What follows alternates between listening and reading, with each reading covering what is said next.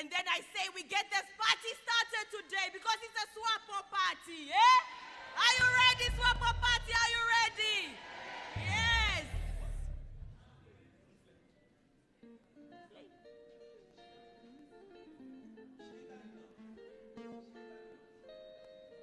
I think so.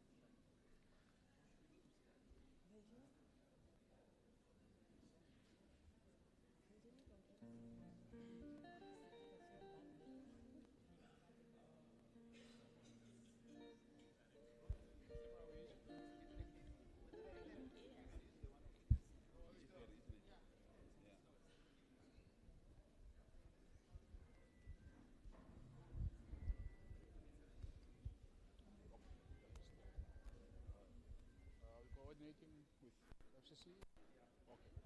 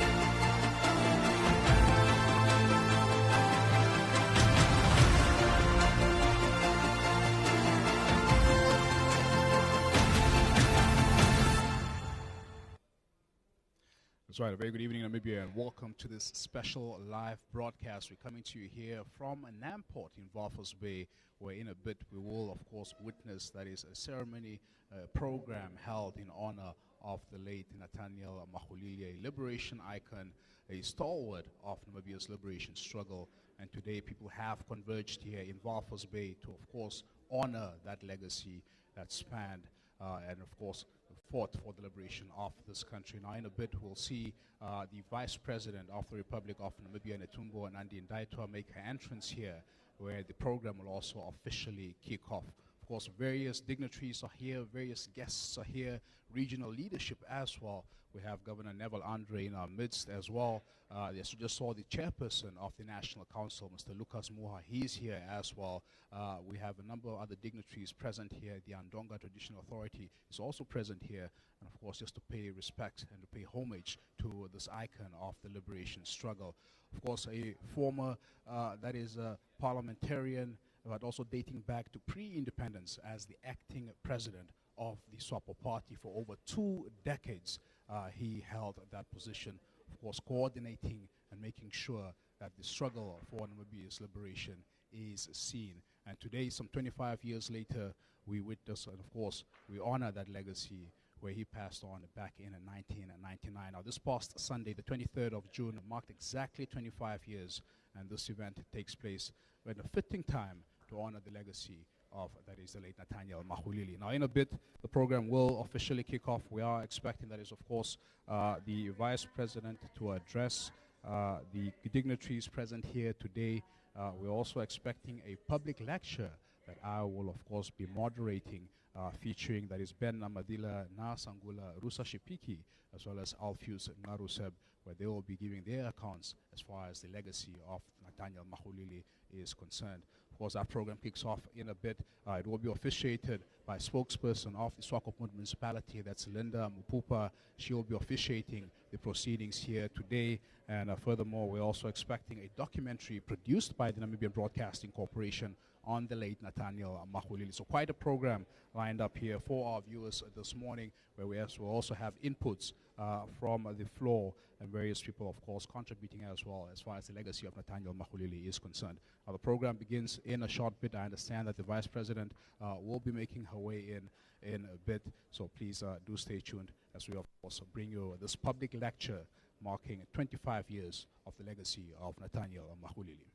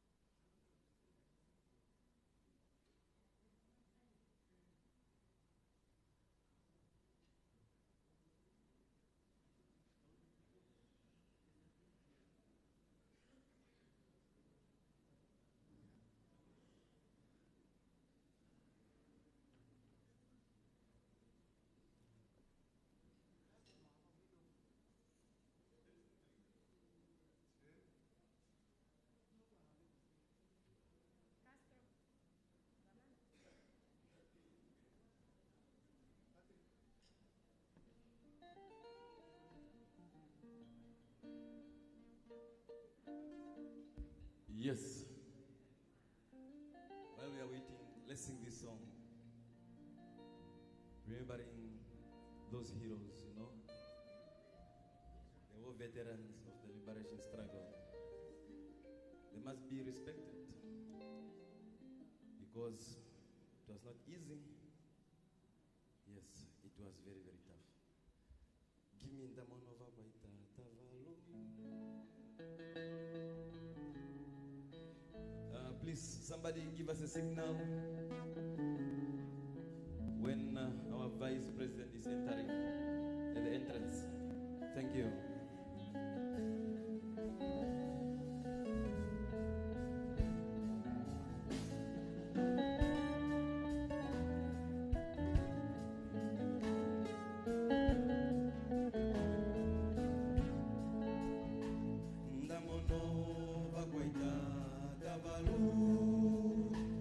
Shashi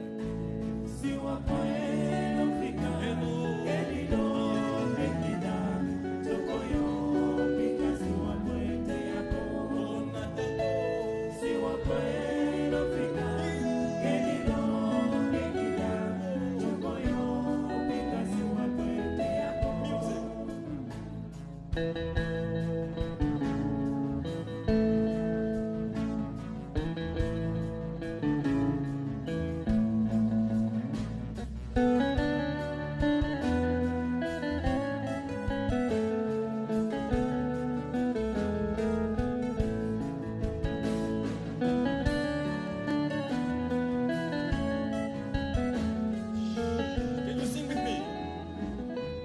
Nakutingepi? Siwa kweli ofika. Manike. Louder, mule. Eno siwa kweli ofika.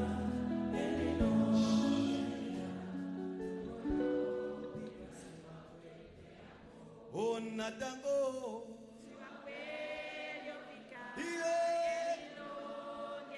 Onjoko Natango Endo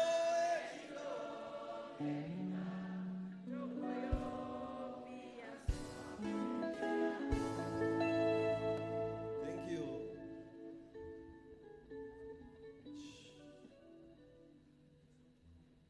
Natango usati mbeni Gansimoka wamshina wetu Ngonota wumbane udafa Eno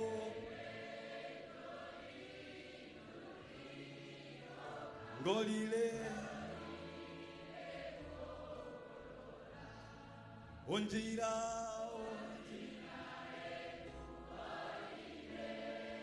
Daipula Eudafano mofitu no mengoshi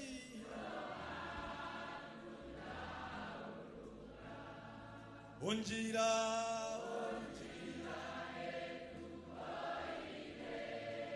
Daipula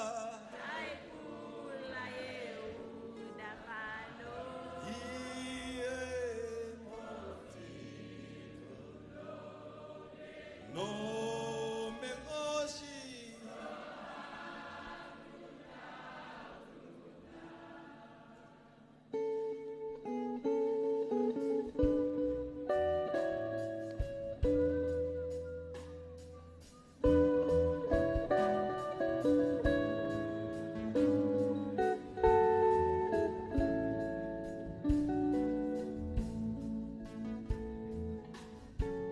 Yes. If you know the song, sing along with us. Through the barrel of the gun, they liberate the country. It was not easy. Through the barrel of the gun, we liberate Namibia, our country, to be ever free. Through the barrel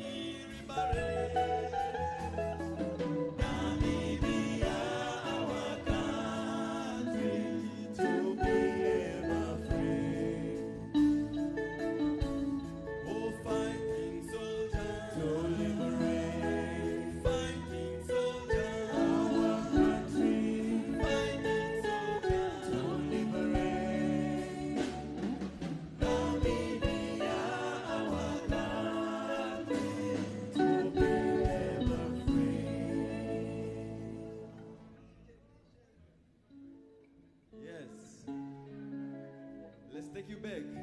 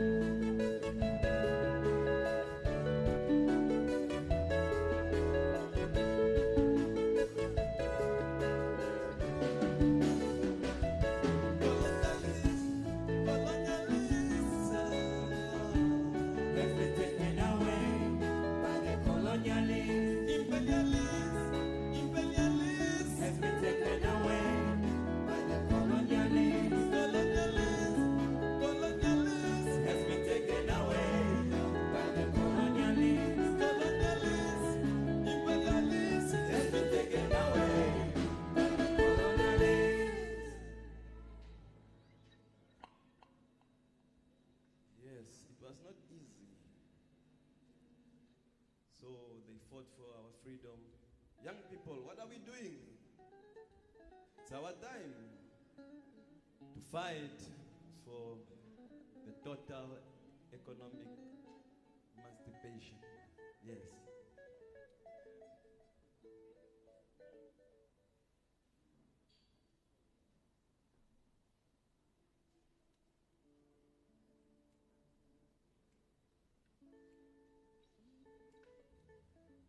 Yes.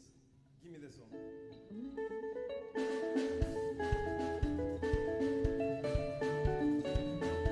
Power, power, power, power.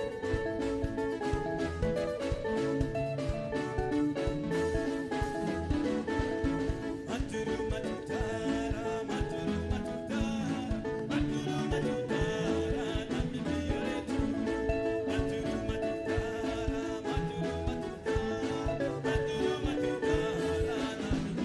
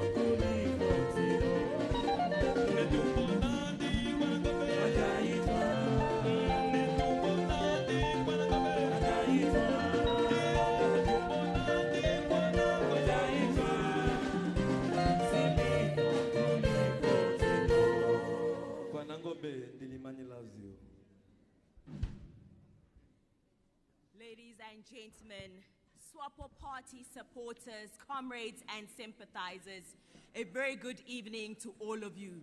May I ask that we all please rise for the national anthem, the AU anthem, and the Swapo Party anthem.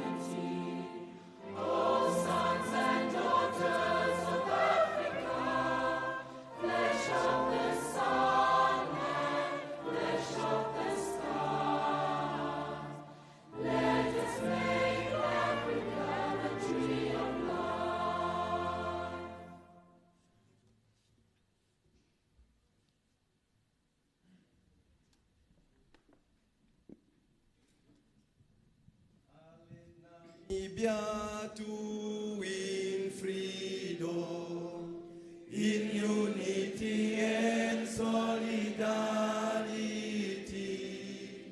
You will be born a new Namibia, free from oppression, free from exploitation. Sons and daughters of Namibia, for too long a time we were oppressed. Solid we must stand in unity, fighting for freedom, freedom.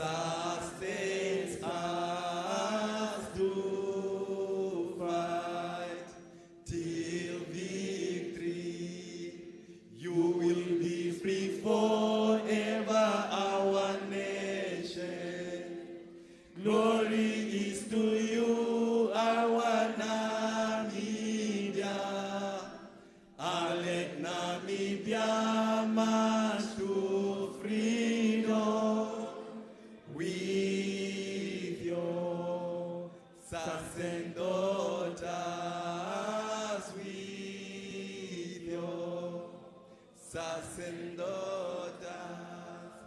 Namibia, our country, Namibia, our country, oh Namibia, Namibia, our motherland, Namibia, we love thee, Namibia, our country, Namibia, our country, Namibia, Namibia, our motherland, Namibia, we love thee. One Namibia, One nation. one Namibia, One nation. I thank you. Thank you so much. You may all take up your seats. Once again, a very good evening to all of you. Welcome to this public lecture tonight in honor of the late, iconic, and legendary Nathaniel Maxuilili. In our presence tonight, dear comrades, sympathizers, and supporters, allow me to acknowledge the presence of Her Excellency, the Vice President of the Republic of Namibia.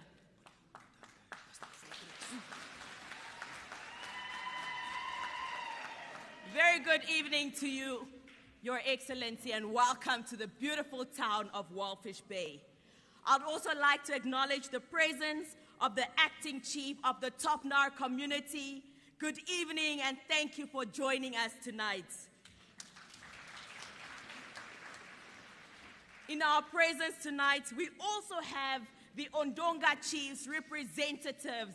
A very good evening to you too, and thank you for coming to Walfish Bay. Allow me also to acknowledge the presence of the chairperson of the National Council, Comrade Lucas Muha, who is also in our presence this evening. Looking around this hall, I have spotted many, many members of Parliament. A very good evening to all of them here tonight. Thank you so much for being here. I'd also like to acknowledge the presence of the Governor of the mighty Erongo region, that is the Honorable Governor Neville Andre. Good evening, Mr. Governor. I believe I've spotted Ambassador Mvula, who is the chairperson of the Preparatory Committee. Good evening to you, Mr. Chairperson.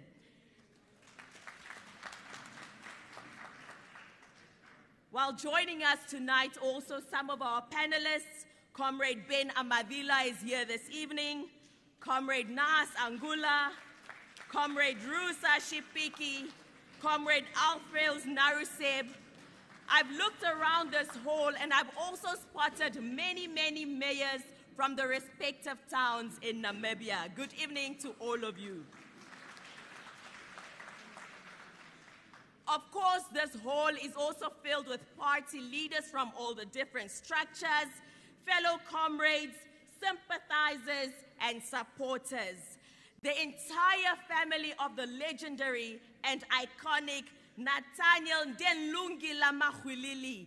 Thank you for joining us tonight. We acknowledge your presence here. And of course, the esteemed media. A very good evening to all of you, ladies and gentlemen.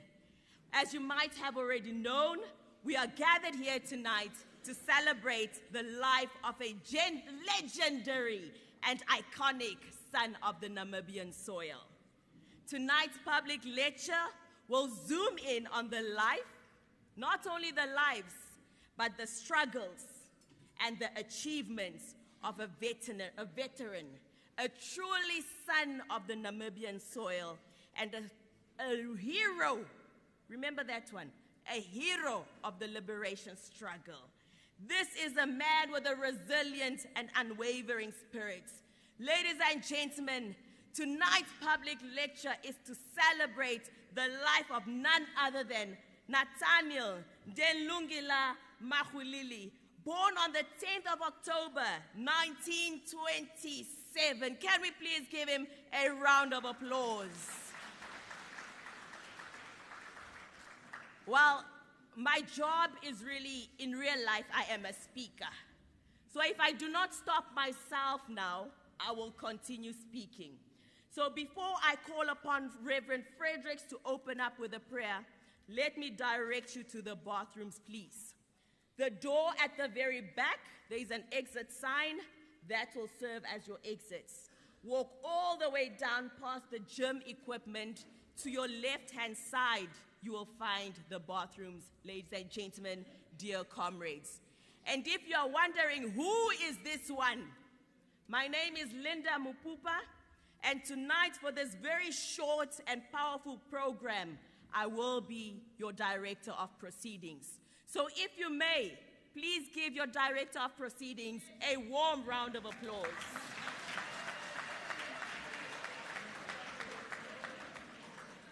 Thank you very much.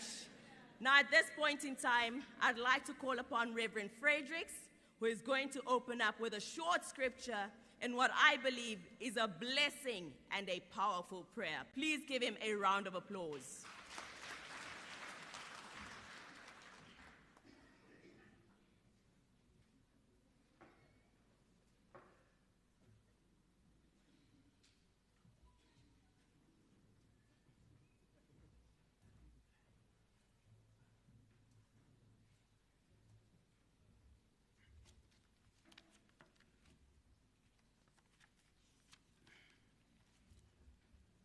Good evening, dear, should I say, comrades? Let us rise to the honor of our Lord Jesus Christ.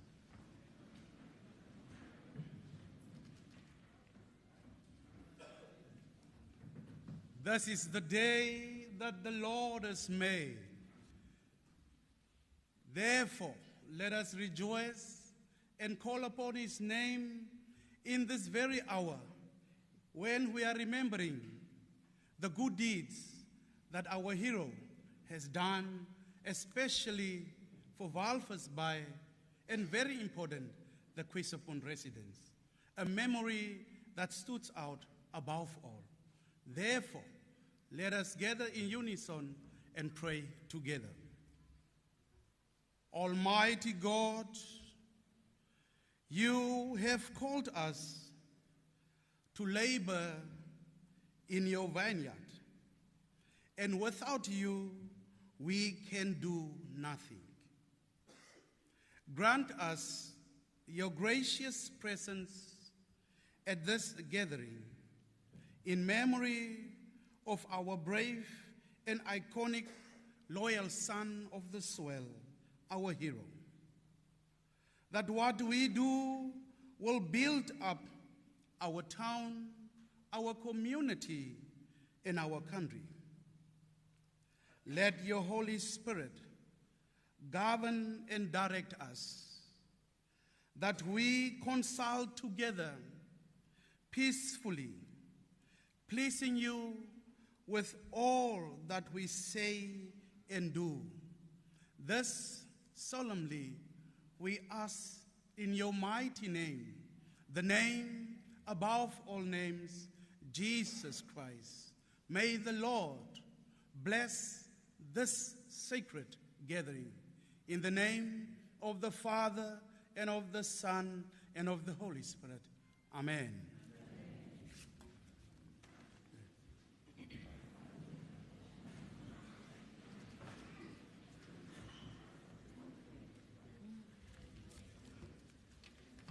Reverend Fredericks, I must say you surprised me this evening. I was expecting a very long scripture, but because I think you heard me say short and sweet program, you decided to keep it short and sweet. Thank you so much for that one. Ladies and gentlemen, I believe the Reverend deserves a beautiful round of applause, dear comrades. The Reverend mentioned that tonight we are here to celebrate the life of a brave man, and I have to agree. Bravery and courage never goes out of style or fashion. Today, 25 years later, we are here to celebrate the life of a very brave and legendary man. As I said, I am a speaker, but I always have to stop myself. So please allow me at this point in time to call upon Her Excellency, the Vice President of the Republic of Namibia, to give us the official address before our very important panel discussion. Ladies and gentlemen, I introduce to you Her Excellency Netumbo Dempelila Nandi Ndaitwa. Please give her a warm round of applause.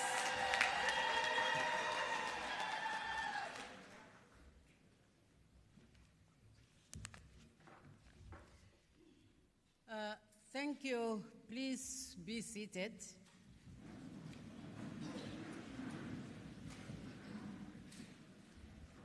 Thank you, Director of Ceremony, Linda Mupupa. Dear family members of Comrade Nathaniel Maxuilili, Comrade Governor of Elongo Region, the veterans of the liberation struggle present here, and I'm recognizing Comrade Benya Madila, Naha Sangula, and many others who are present, honorable ministers and deputy ministers, honorable members of parliament, honorable regional and local authority councillors, SWAPO Party Regional Coordinator, and all party leaders present at different levels. Of course, I should not forget Comrade Narusep, a veteran and a citizen of this region.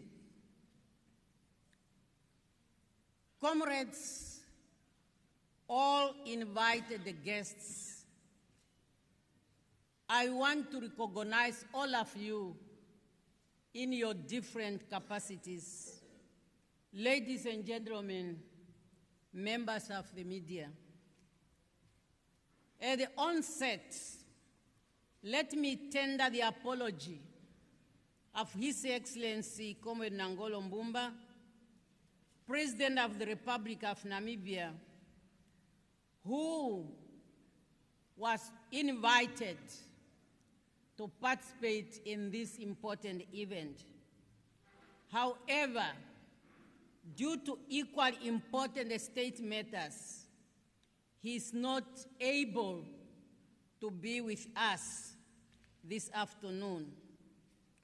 However, he has delegated me to represent him in the government of the Republic of Namibia, and he wishes this event a success.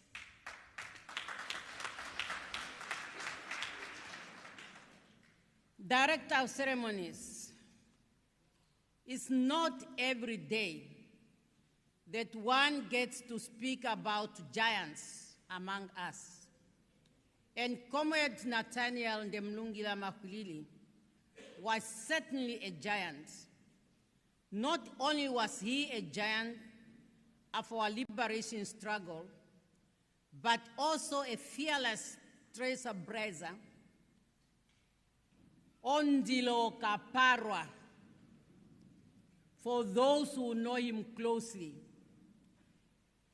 When he's taking on the apartheid colonial regime in the fight for our struggle. The government would therefore like to thank the organizer of this event for a well-thought idea that we must remember people like Comrade Maxuilili. I must tell you, as I'm engaging the youth of this country, one thing they bring to light, they are saying our history books are not balanced. They are demanding more material on the Namibian history so that they will be able to know where they are coming from in order for them to shape their future. And I believe events like this are pointing to that direction.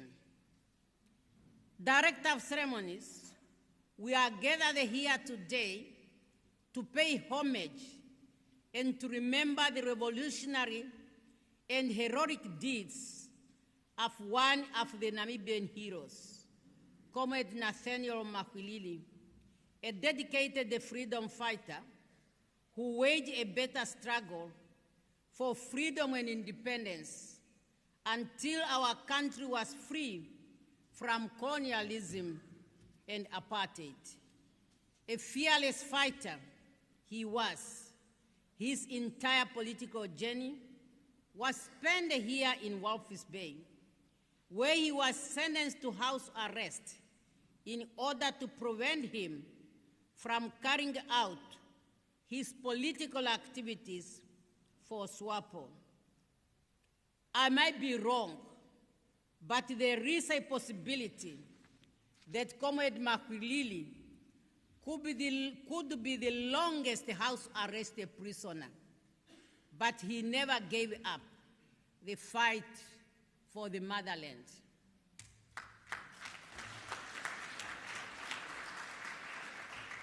He was highly inspired with the spirit of freedom that he left nothing and nobody stand in his way. For this, he paid a heavy price through harassment, frequent imprisonment, beatings, long period away from his family and children. And we have to thank the Maxuilili family for having allowed the nation to share Maxuilili with them. The spirit of a lesser man would long have been broken, but not Comrade Nathaniel Maxuilili. He shouldered on, knowing full well that the just cause of the Namibian people would ultimately win, and for him, if it meant paying the supreme sacrifice for this cause, let it be. And that is Maxuilili we are celebrating and remembering today. Because of his dedication to SWAPO's mobilization activities, thousands of Namibians from Walvis Bay and the rest of the country, including some of us, Netumbo standing here among others, left the country to join other SWAPO members in exile in order to fight for our freedom and independence. We will always remember how he mobilized us. Comrade Maxuilili never wavered. He continued to play an active role, particularly mobilizing workers,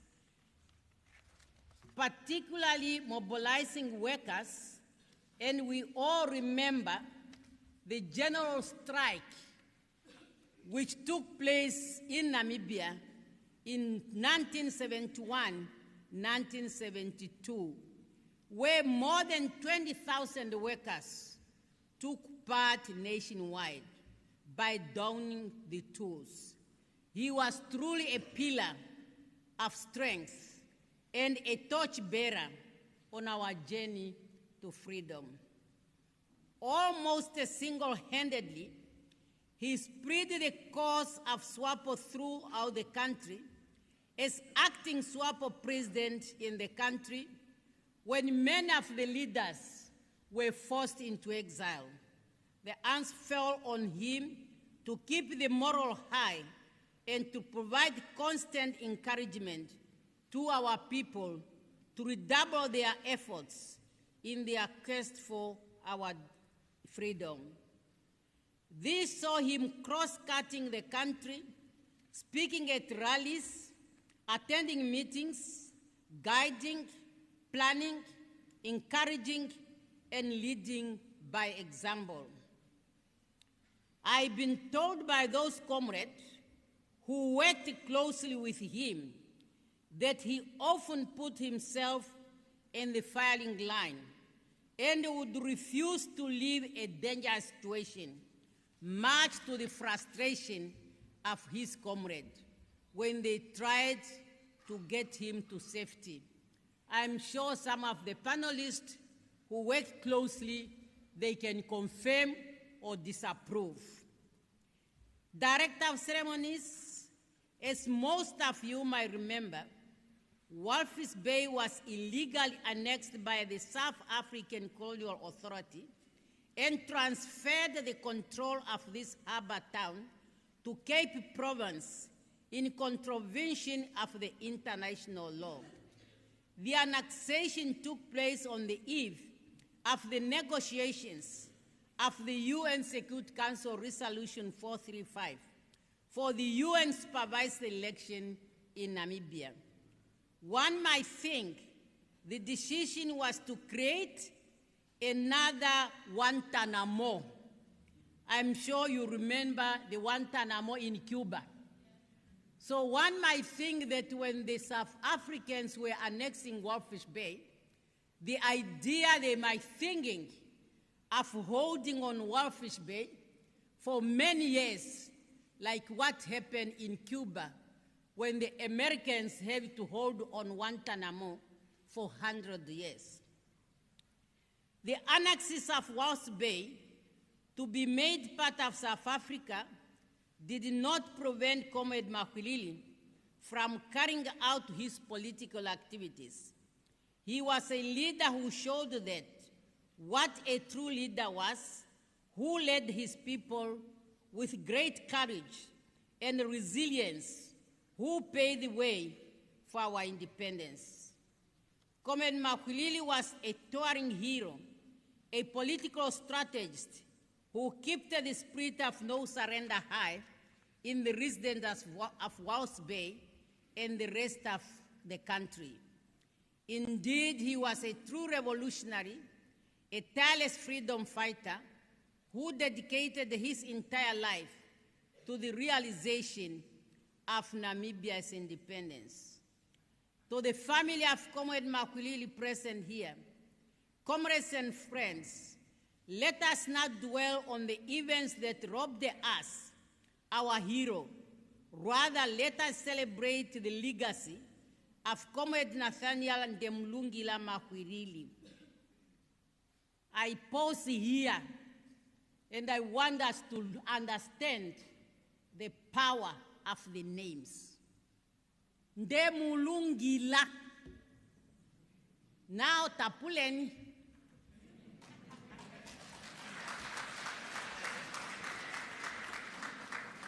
Literally translated, I have prepared this food for you. Now you can eat it. That's the literal translation of the name, Ndemulungila. So I've done it for you. Now enjoy it. And that's why we are enjoying democracy. Though, unfortunately, there are some who are abusing this democracy. But that's not what Ndemulungila stands for. It's saying enjoy it in a way that you move forward with strength and the power so that you can also do it for others. This SWAPO steward has left us a legacy of unwavering commitment, a legacy of service to his people, a legacy of service. Service delivery, very, very important. a true dedication to human rights and justice. That's what he left us. We can say many things.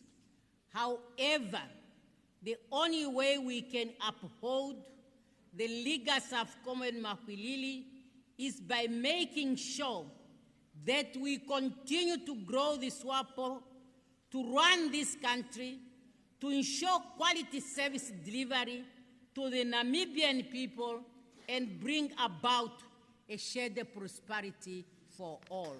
That is how best we can celebrate the legacy of Comrade Maxuilili.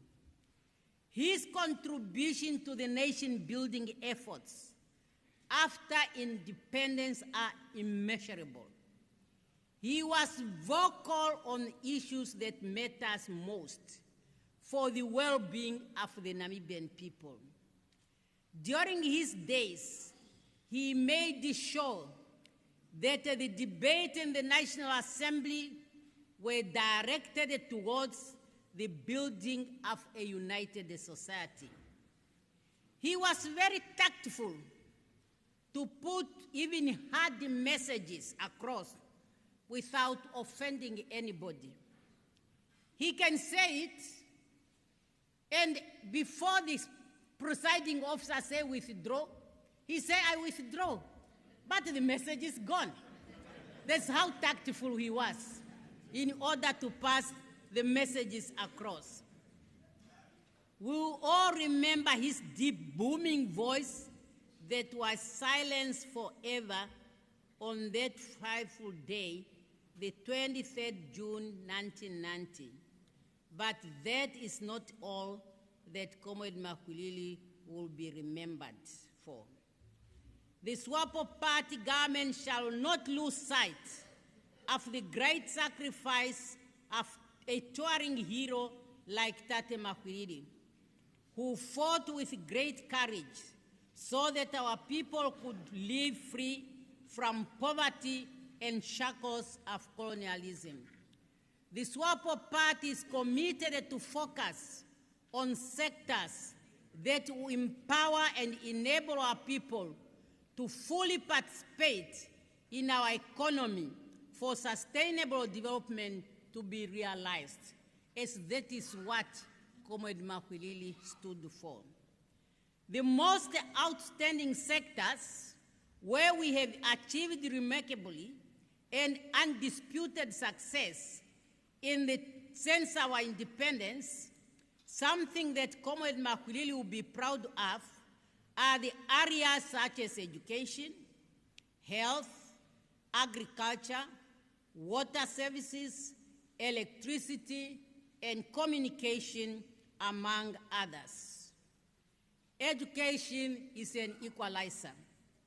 And I'm happy I'm saying this in presence of not just our first Minister of Education, but a person I can claim that much of his life he spent it in education. I recall when I went in exile 74, the education center in the program at the old farm. I'm talking about no other than Comrade Nahas Angola.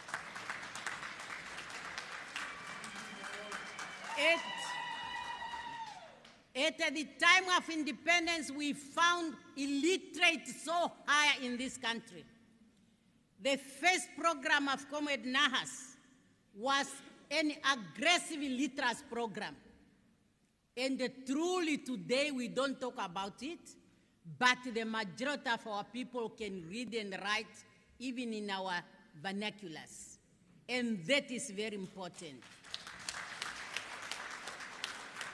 Therefore, we have raised the literacy level from 65% in 1990 to over 90% as we stand today.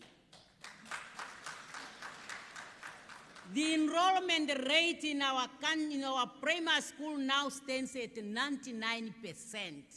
Our children now have access to education. And the walking distances have been reduced in our countries. We are currently having 2,047 educational institutions, and 89 are allocated in Erongo region.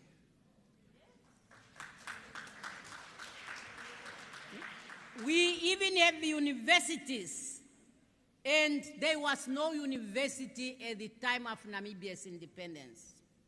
And these universities, they have satellite campuses. Some are here in Erongo, you know that. The program we are embarking on now is to improve on the quality of our education. And one thing that is preventing our education to be of quality is the big classrooms. And that's why the program has already started of us constructing classrooms so that we have our school sizes to be at an acceptable level. And we are serious about this.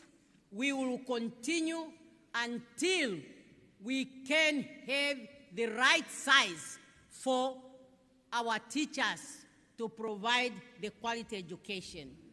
That will also enable us to make sure that people are qualifying as teachers, they are employed, as that is what Comrade Maxuilili has fought for. In the area of health, our population now is served by 530 health facilities at different levels.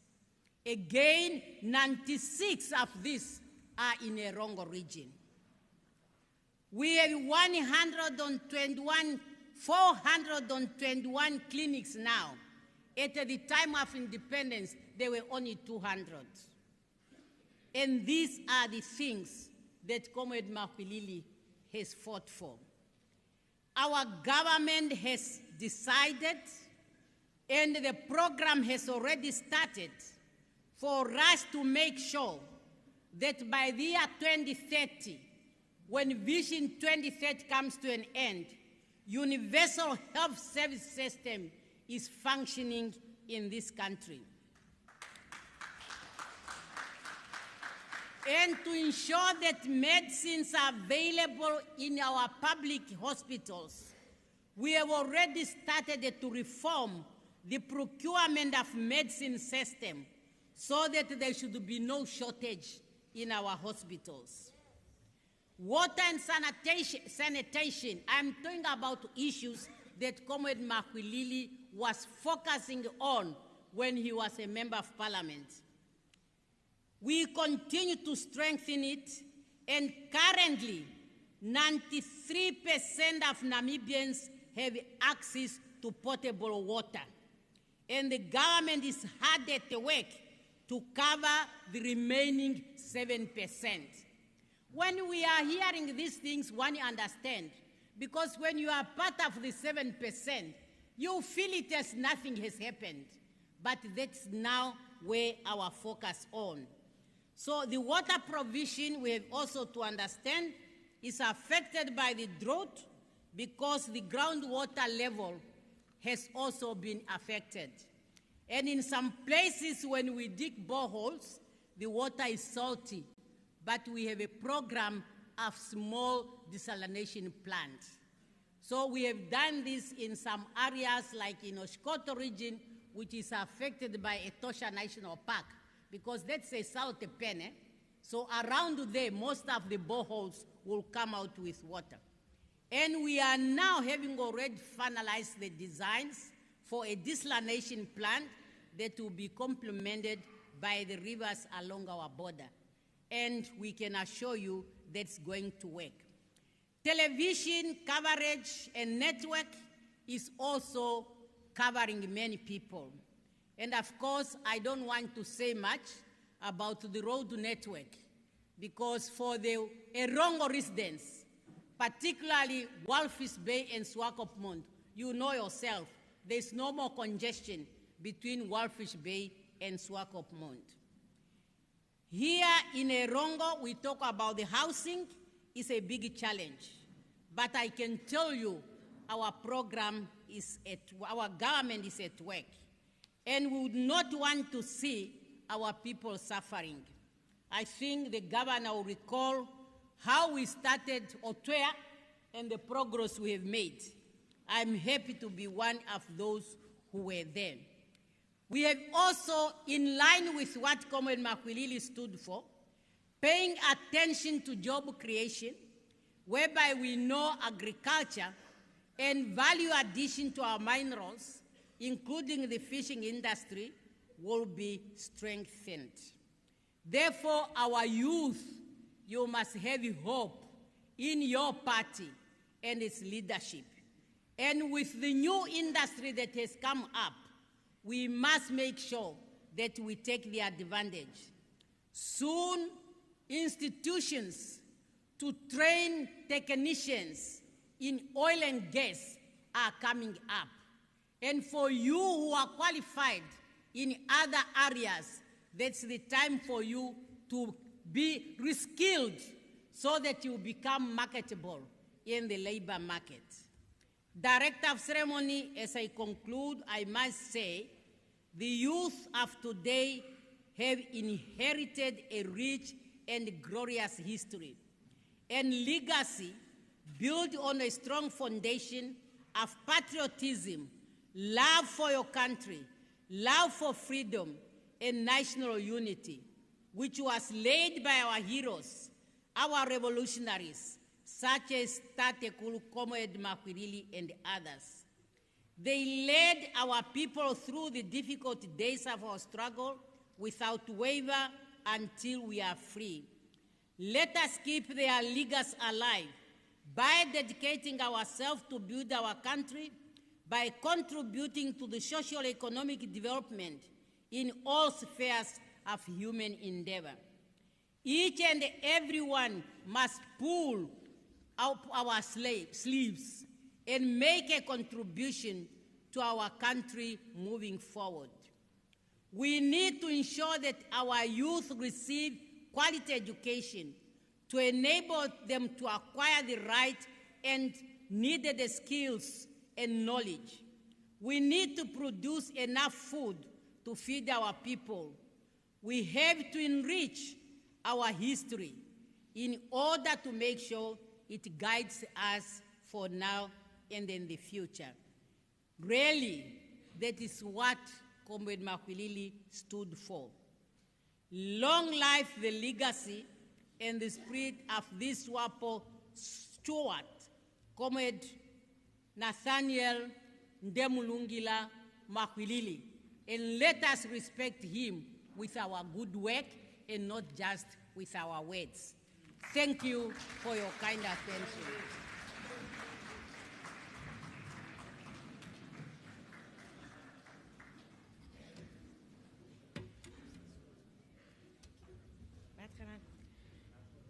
Ladies and gentlemen, dear comrades, party sympathizers, and the family and friends of the late Comrade Nathaniel Maxuilili, that was Her Excellency, the Vice President of the Great Republic of Namibia, Honorable, or Her Excellency Netumbo Dempelila Nandi Ndaitwa. May I ask you to please kindly take up your seats.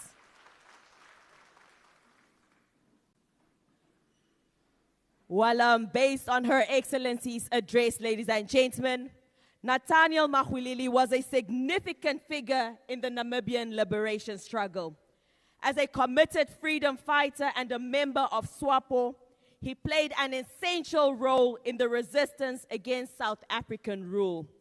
Indeed, Maxuilili's dedication and efforts in mobilizing support and engaging in the liberation activities were crucial to Namibia's journey towards independence. His contributions are remembered as part of the collective struggle that led to the nation's freedom in 1990. His contributions, dear comrades, and unwavering spirits will indeed always be remembered. Tonight, we gather to honor his legacy, to reflect on his significant contributions, and explore the enduring impact of his work on our nation's history. So therefore, allow me please to introduce to you the very important panel discussion tonight. This one will be moderated by none other than Dishishi Hamfungu. Can we please give him a round of applause? Joining Dishishi on stage tonight will be Comrade Ben Amadila as part of our panelists. Can we give him a round of applause, please?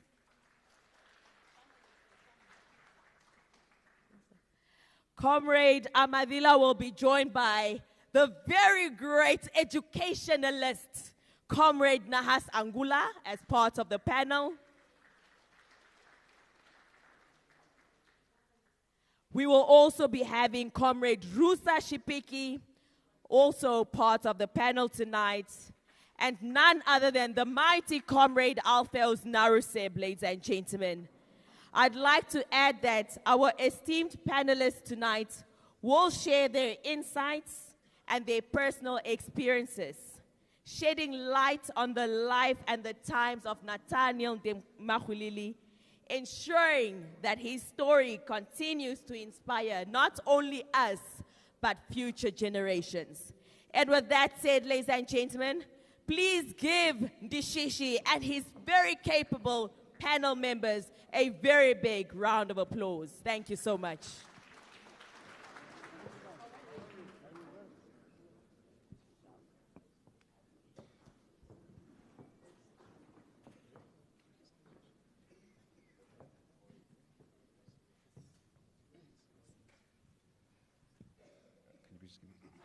Very good evening, ladies and gentlemen. How are we doing this evening? I don't understand how it can be so cold outside, yet so hot in here. I blame Dilimani, eh? Ladies and gentlemen, I've been given the daunting task of moderating this panel discussion with very experienced, very prominent figures, friends, and comrades of, that is, the late Nathaniel Maxuilili. And I'd like to begin our conversation perhaps with one of his closest and dearest friends. That's Mr. Ben Amadila, or Uncle Ben, as many of us know him affectionately. Perhaps, Mr. Amadila, we can start by your earliest recollections of the late Nathaniel Maxuilili. Talk to us about how that friendship came about here. Thank you very much, Hoffney. Good evening to each and everyone gathered here. Let me thank the Vice President of SWAPO for her contribution opening up this discussion. It was thorough, raised quite a number of issues, and I'm going to be rather very brief in reflecting on some of the things she said. Before I comment on Maxuilili, I hope you are not going to get bored by saying that let's look at the political situation in Walfish Bay at the time when Maxuilili was here and see what influence it impact on him.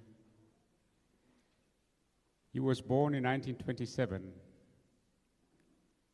I met him, he stayed at our place in 1947, which means he was only 20 years old. Now, Walfish Bay was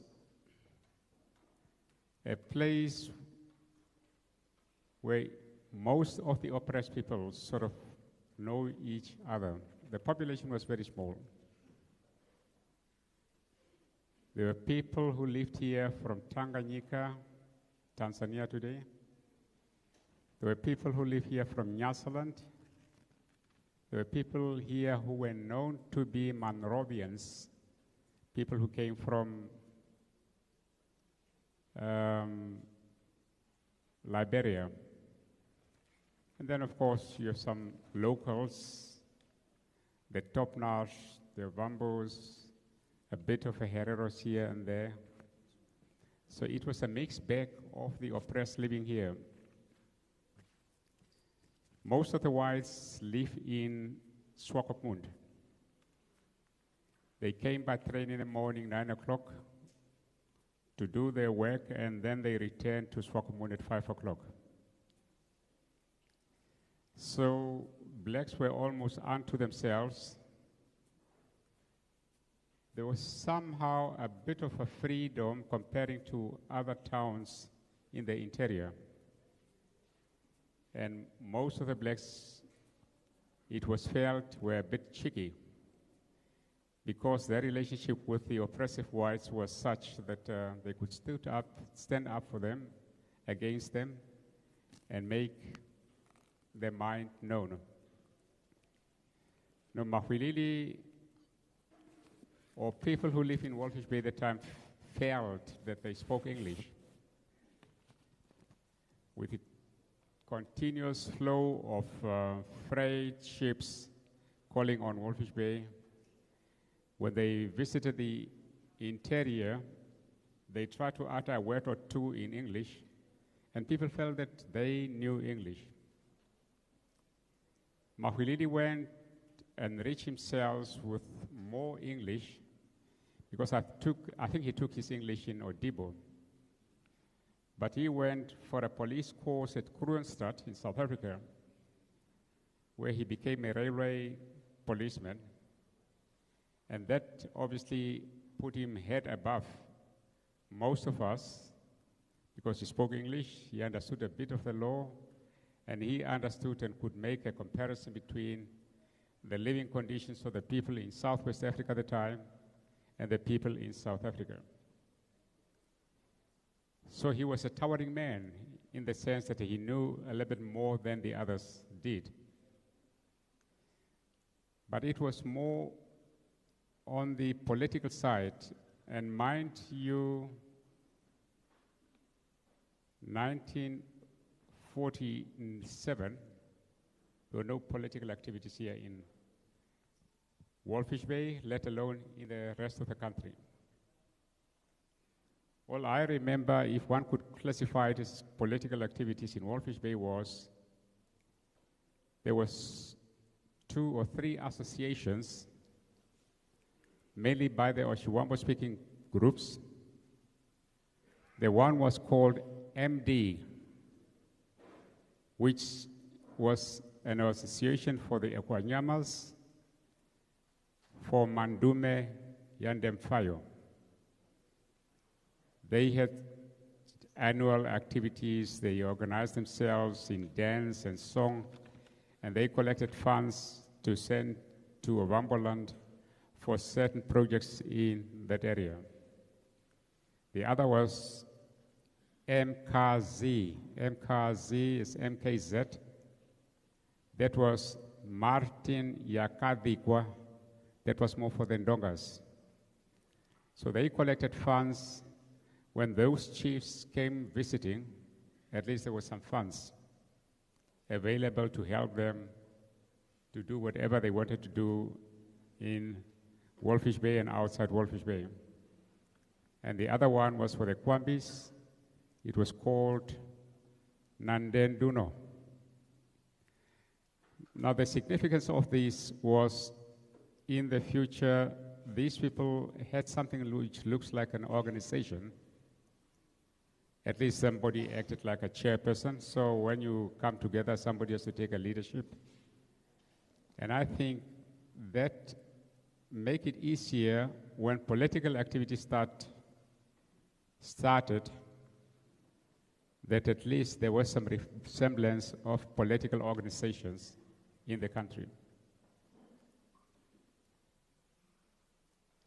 In 1958,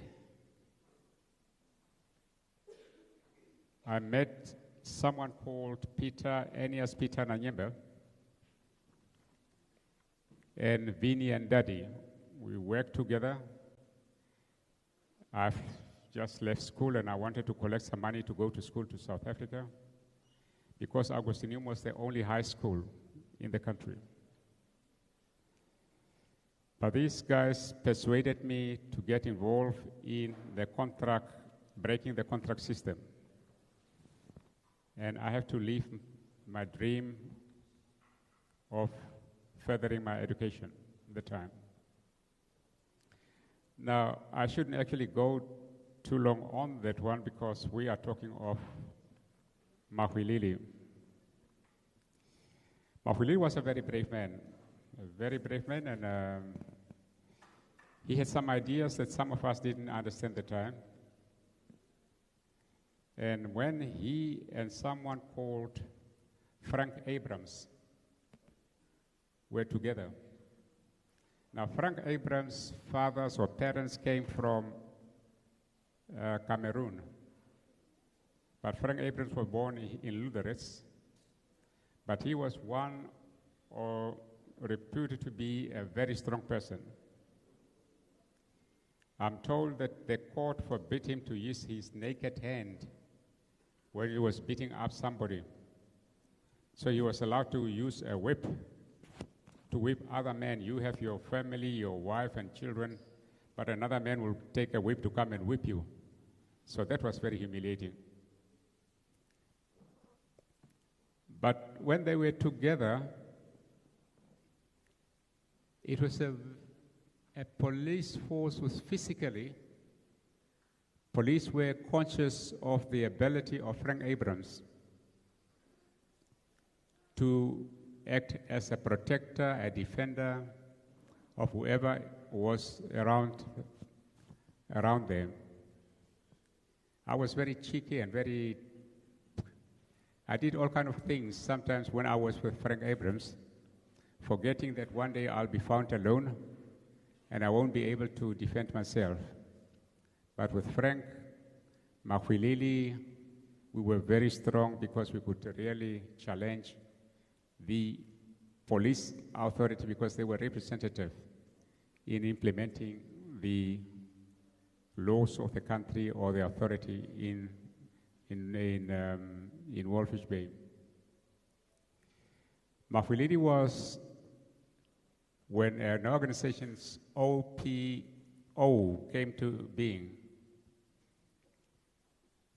he facilitated the work of OPO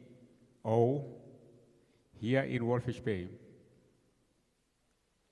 to the extent that the headquarters of future SWAPO was basically here in Walfish Bay.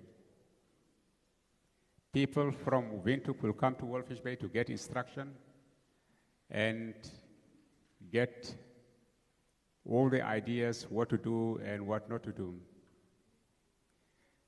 But Maxuilili and Simon Kaupungwa Mzee were set out of Walfish Bay in 1950, I think 57, and not to return to Walfish Bay again. So according to him, he left for Ovamboland, then Ovamboland, and then from there he went into Angola. He was trying to find his way to New York. He left Angola and on the verge of entering Zaire or Congo, he was advised by a wise man, or call him possibly a witch doctor, that he should return to his homeland because he was not going to cross the Congo because civil war has already started in the Congo. He came back. It is when he returned that he found that OPO didn't exist anymore. There was an organization called SWAPO.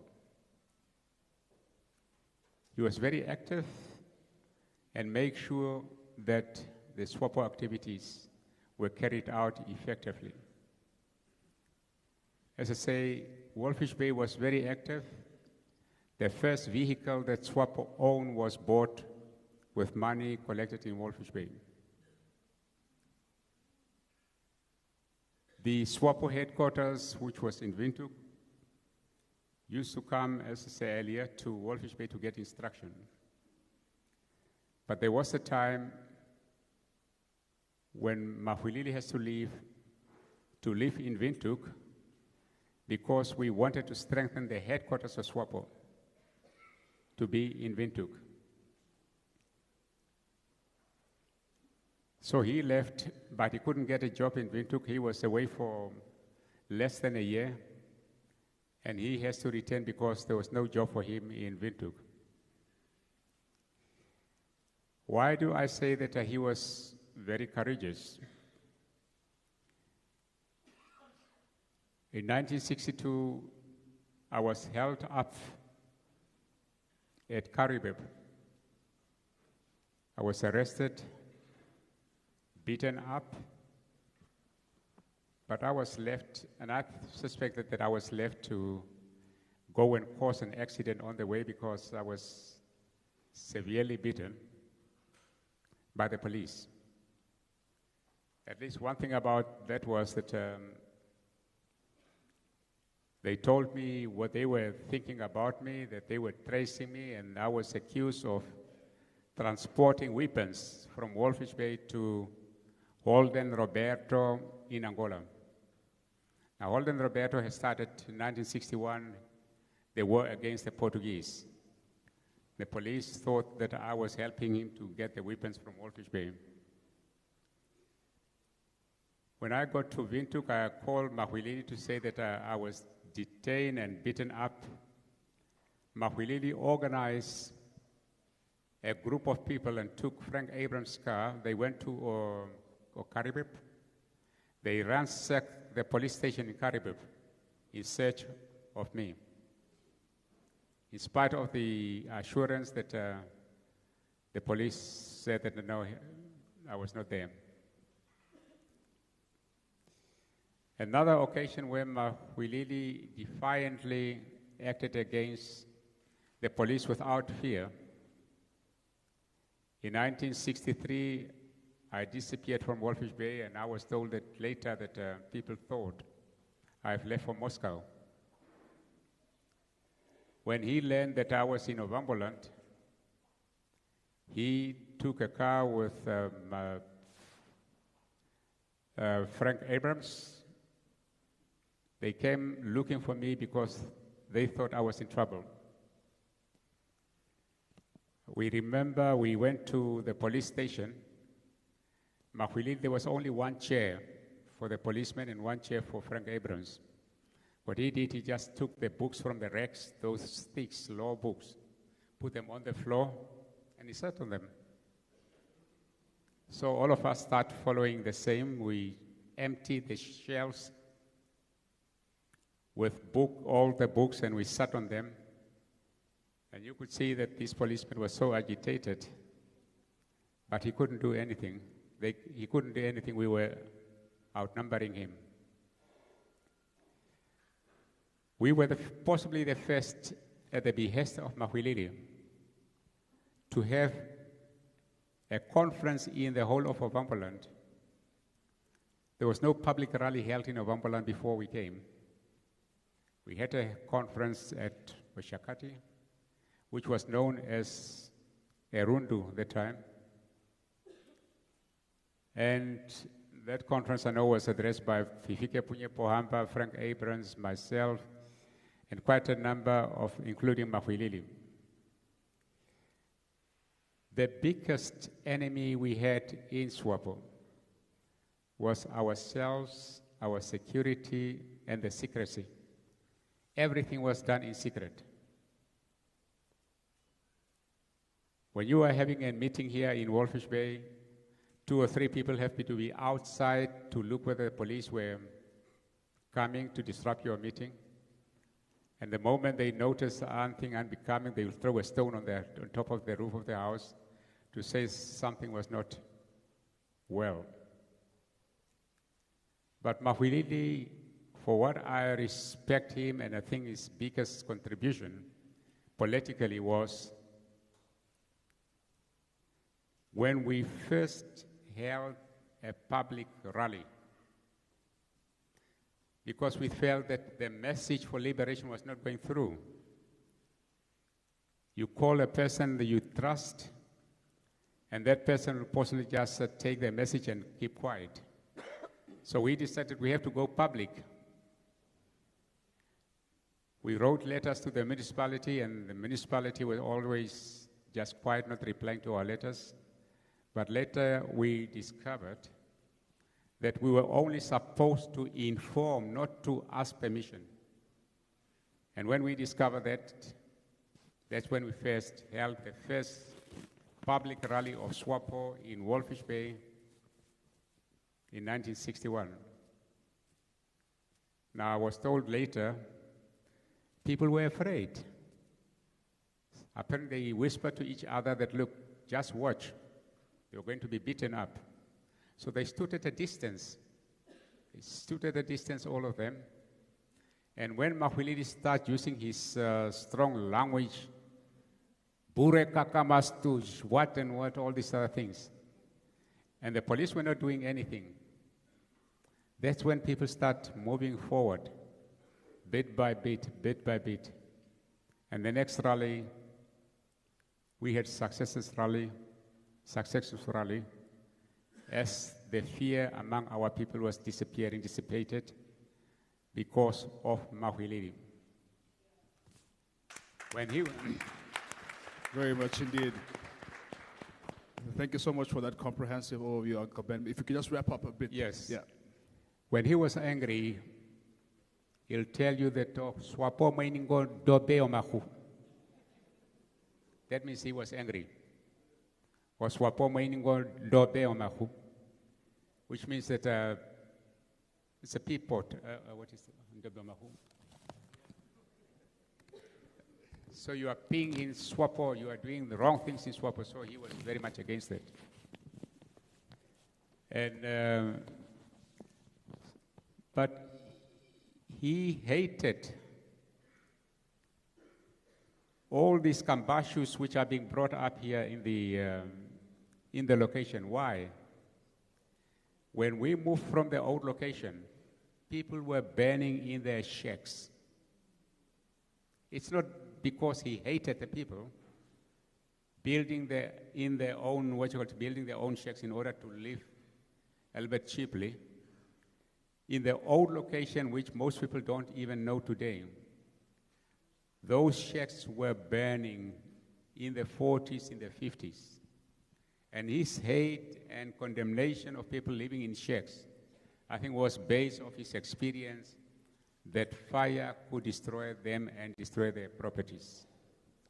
He was a brave man, and we have to honor him and his legacy for what he has contributed to our country and to SWAPO as a liberation movement. I thank you. Thank you very much. Thank you for that comprehensive overview, Ben Amadila, there, of course. Just a quick announcement before we continue with the panel discussion. Car with the plate number 238740, Windhoek, 238740, Windhoek, your hazards are on. Please tend to that. In the interest of time, for our viewers who are watching us on all NBC platforms, we'd like to inform you that this discussion will be moved to NBC2. So to our audience who are watching us from wherever they are on television, on NBC Plus, know that this public discussion will be moved to NBC2. Continuing with our conversation, I'd like to give Nas Angula an opportunity to perhaps take us through his first encounter with Nathaniel Maxuilili. You've served with him in the Constituent Assembly, in the first and second Parliament as well. It's over to you, Mr. Angula. Thank you. Good evening, comrades. I know the acoustics in this building is not quite good. Can you hear us? Oh, thank you. First, a confession. I am not a contemporary of Godly Nathaniel Maxuilili. Not at all. However, I would like to cast his role in the broad framework of the struggle. And I want to quote a lesson we learned from Mao Zedong. Mao Zedong was the liberator of the People's Republic of China. In his theory of guerrilla warfare, he says, for guerrillas, perseverance is victory. Once you persevere and persevere and persevere in your struggle, surely one day you will be victorious. Now, the hero of the Namibia Revolution we are talking about, Godly Nathaniel Maxuilili, persevered in the 60s, 70s, 80s, 90s, we were in parliament, writing the Namibia Constitution. That was perseverance at its best. As you know, our struggle stood on three main pillars. Pillar number one, internal mobilization of the population to keep the population mobilized. Comrade Maxuilili, Comrade Benya Madira sitting there, Comrade Adiba Toivo, Comrade Eliaser Tuhadreni, and many other comrades were at the far front of mobilizing the population, especially in the 60s, to keep the flames of political mobilization up. And of course, those of us who were sent abroad, if there were no activities inside the country, SWAPO will never have been recognized by either the OAU or the United Nations. The reason why SWAPO got recognized there diplomatically is because of the work which was done internally here.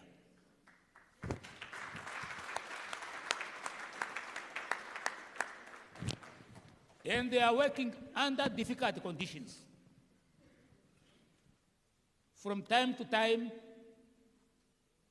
arrested, sometimes banished to rural areas, sometimes put in house arrest. And when the armed struggle started, many of them were rounded up and taken to Pretoria. But they never gave up. They never gave up. Menetumbo there, they took a leaf from that mobilization in the 70s. 70s, eh? Okay, I'm very penny. Talking me. Yeah? Tagati, umiro ko tato very penny.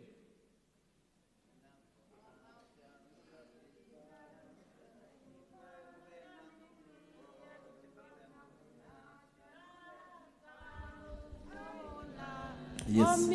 Omi longo natu. Talo kumona. Can we stand up and sing this song? Omi longo natu. Inantum. Yes. Mona mi bia tu amone. Etindava luke mona mi bia tu amone. Talo kumona. Omi longo natu, talo kumona. Omi longo natu.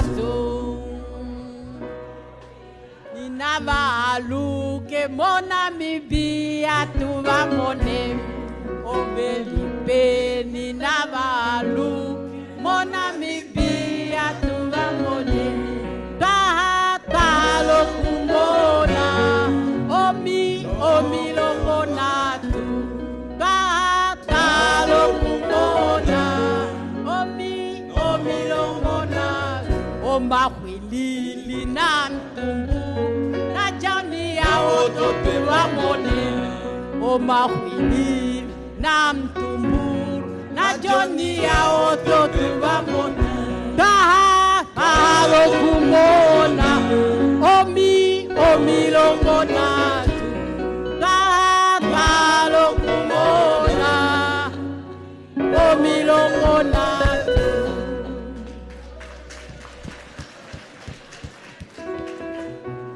That was the spirit. That was the spirit. The spirit of international mobilization, internal mobilization. And that is the torch with Comrade Maxuilili and others carried. And those of us who were outside, we go to Radio Tanzania and they shout, "Are you still there? In Namibia, then tomorrow you will hear there's a demonstration." That's how it was done. But it was not easy. It was through perseverance that these comrades kept the flames of liberation alive in Namibia, despite the persistent harassment, arrest, banishment, house arrest, beatings. Remember the Tumba, I don't know whether you are one of those who were beaten. In the north day, the headmen used to beat up young people with makaladi leaves. That was their time. But they were building on that spirit of the early mobilizers. So when you talk about Maxuilili, Toivo ya Toivo, Elias Atohadereni, Zeka Ukungwa, you are talking about that spirit of internal mobilization. And they kept, as in the Bible, they kept the faith for the liberation until the 21st of March, 1990. Give them a big hand.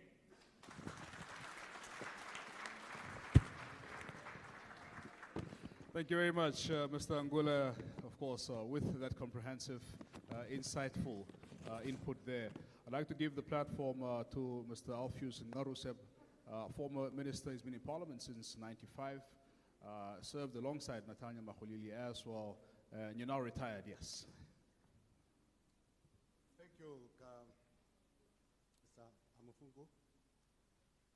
First of all, if you would allow me, I would want to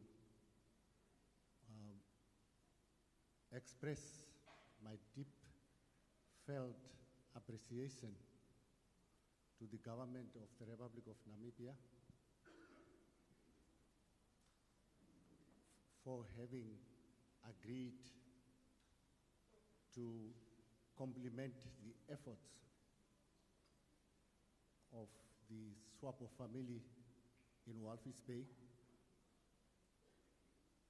who have taken the initiative to, after 25 years of his passing,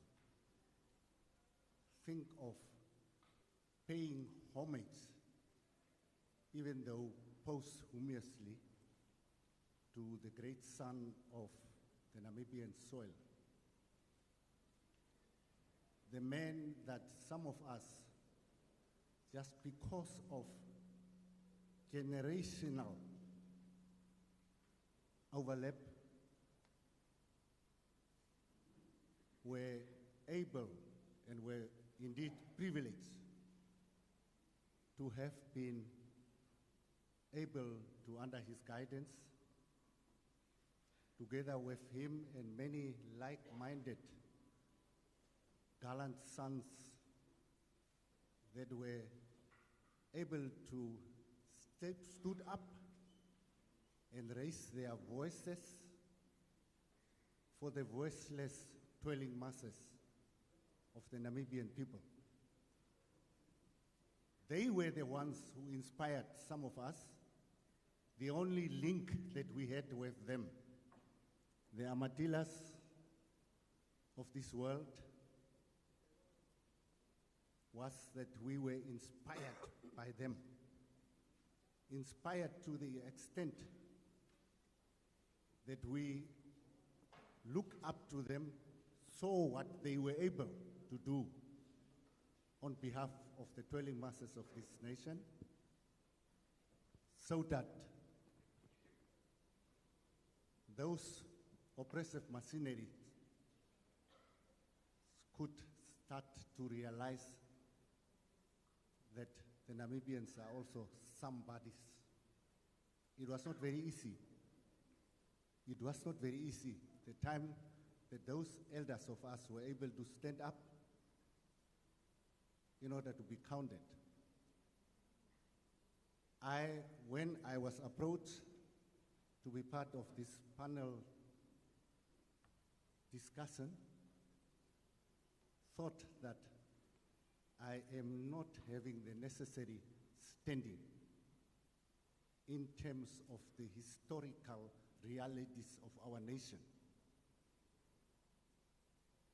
to be part of a distinguished panel like this. I really did try my level best to get myself out of it. But apparently some of us are also growing and we are gray-haired.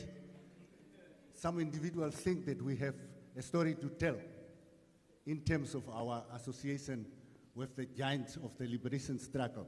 That is the only reason that I have agreed to be part of this panel.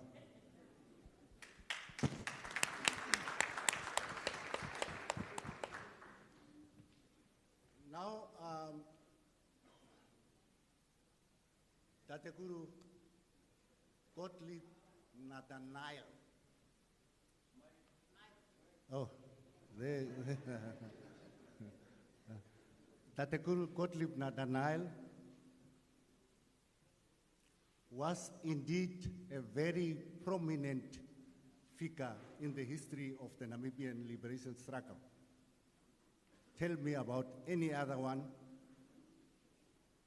maybe his contemporaries, but he was one of the outstanding sons of the liberation struggle. We remember him as my generation and those who follow after me, remember him as the acting president of SWAPO in Namibia. We saw him as a rallying point for our aspirations as a nation. As long as you, at that stage of your life, believed that the story is told by SWAPO through front people like Nathaniel Gottlieb Maxuilili, I was told, is a name that his peers probably apportioned to him because Uncle Ben would be better placed to tell that story. I cannot put myself in that space. I was just a simple drum climber who was influenced by them then. Today I'm gray-haired. I've grown in SWAPO. Probably some other day I can tell my story. But today we are going to focus on Tatekuru Emmanuel Gottlieb, better known as Maxuilili. As such, he was an essential link to the primary resistance leaders, such as you can mention them. I don't want to venture into mentioning names, but to only but mention a few. The liberation struggle, from where some of us are looking at it,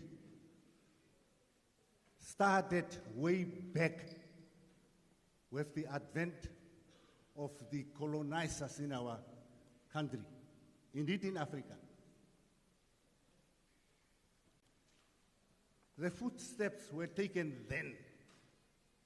It was only enhanced through exposure that the generations that we are paying homage today, like Comrade Maxuilili, came to the fore and decided that what their forefathers started, they are going to continue.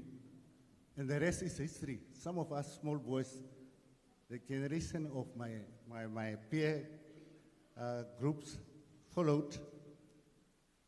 You have the Tatakuru Mantumes, Mahereros, Vet boys, and many others in their own small cocoons, probably not mentioned, but their respective communities know what they stood for. It's not everybody that gets mentioned, but their respective communities knows who are the ones that were in the forefront to resist the advent of the colonial masters.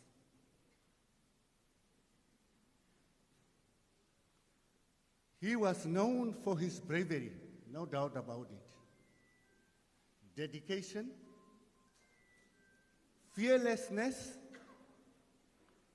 uncompromising and principled fight for freedom and independence of Namibia. I had to put these things down because some of us, when we just talk out of the cup, we get excited and then we venture into things that it might be embargoed.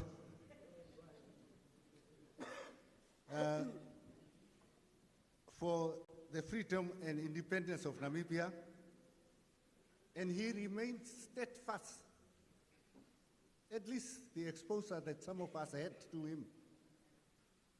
Characteristics was steadfastness and commitment to the struggle, despite perpetual harassment, imprisonment, and banning orders, which was prevalent at the time. I can distinctly recall, shortly after one of the multiple banning orders was lifted, he came to Arandes. We convened a meeting in his honor. We were a bit apprehensive to expose him to many minutes on the stage. We wanted to protect him, and I happened to be the chairperson of, is it director of proceedings, young lady? Director of proceedings of that event. He was brushing me off any time that I was coming close to him. I said, Narusep, I haven't spoken to my people for a long time. You have no standing to want to prevent me from talking to my people. That is what he was. He had no concern for his personal safety, but the advancement of the cause of the total liberation of our motherland. Comrade Netumbo, please pardon me saying motherland, but it's also fatherland sometimes. He was a very effective mobilizer for SWAPO with his very powerful voice, and those things play a role. You cannot be on the drum and then you said, I've actually come here to tell you the story of SWAPO. No, nobody will take you serious. But when you come with a baritone, deeper than the baritone, and you promote the cause of SWAPO party, everybody is bound to listen to you. I will sit down. I don't want you to think that.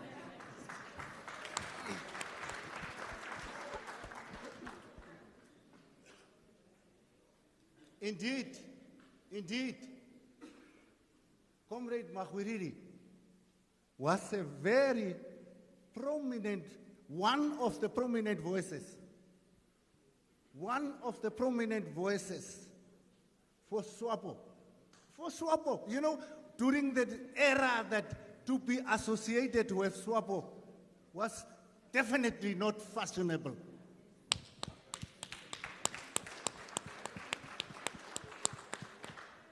Today, everybody, it's good to be associated with SWAPO because people are looking at whatever they look at.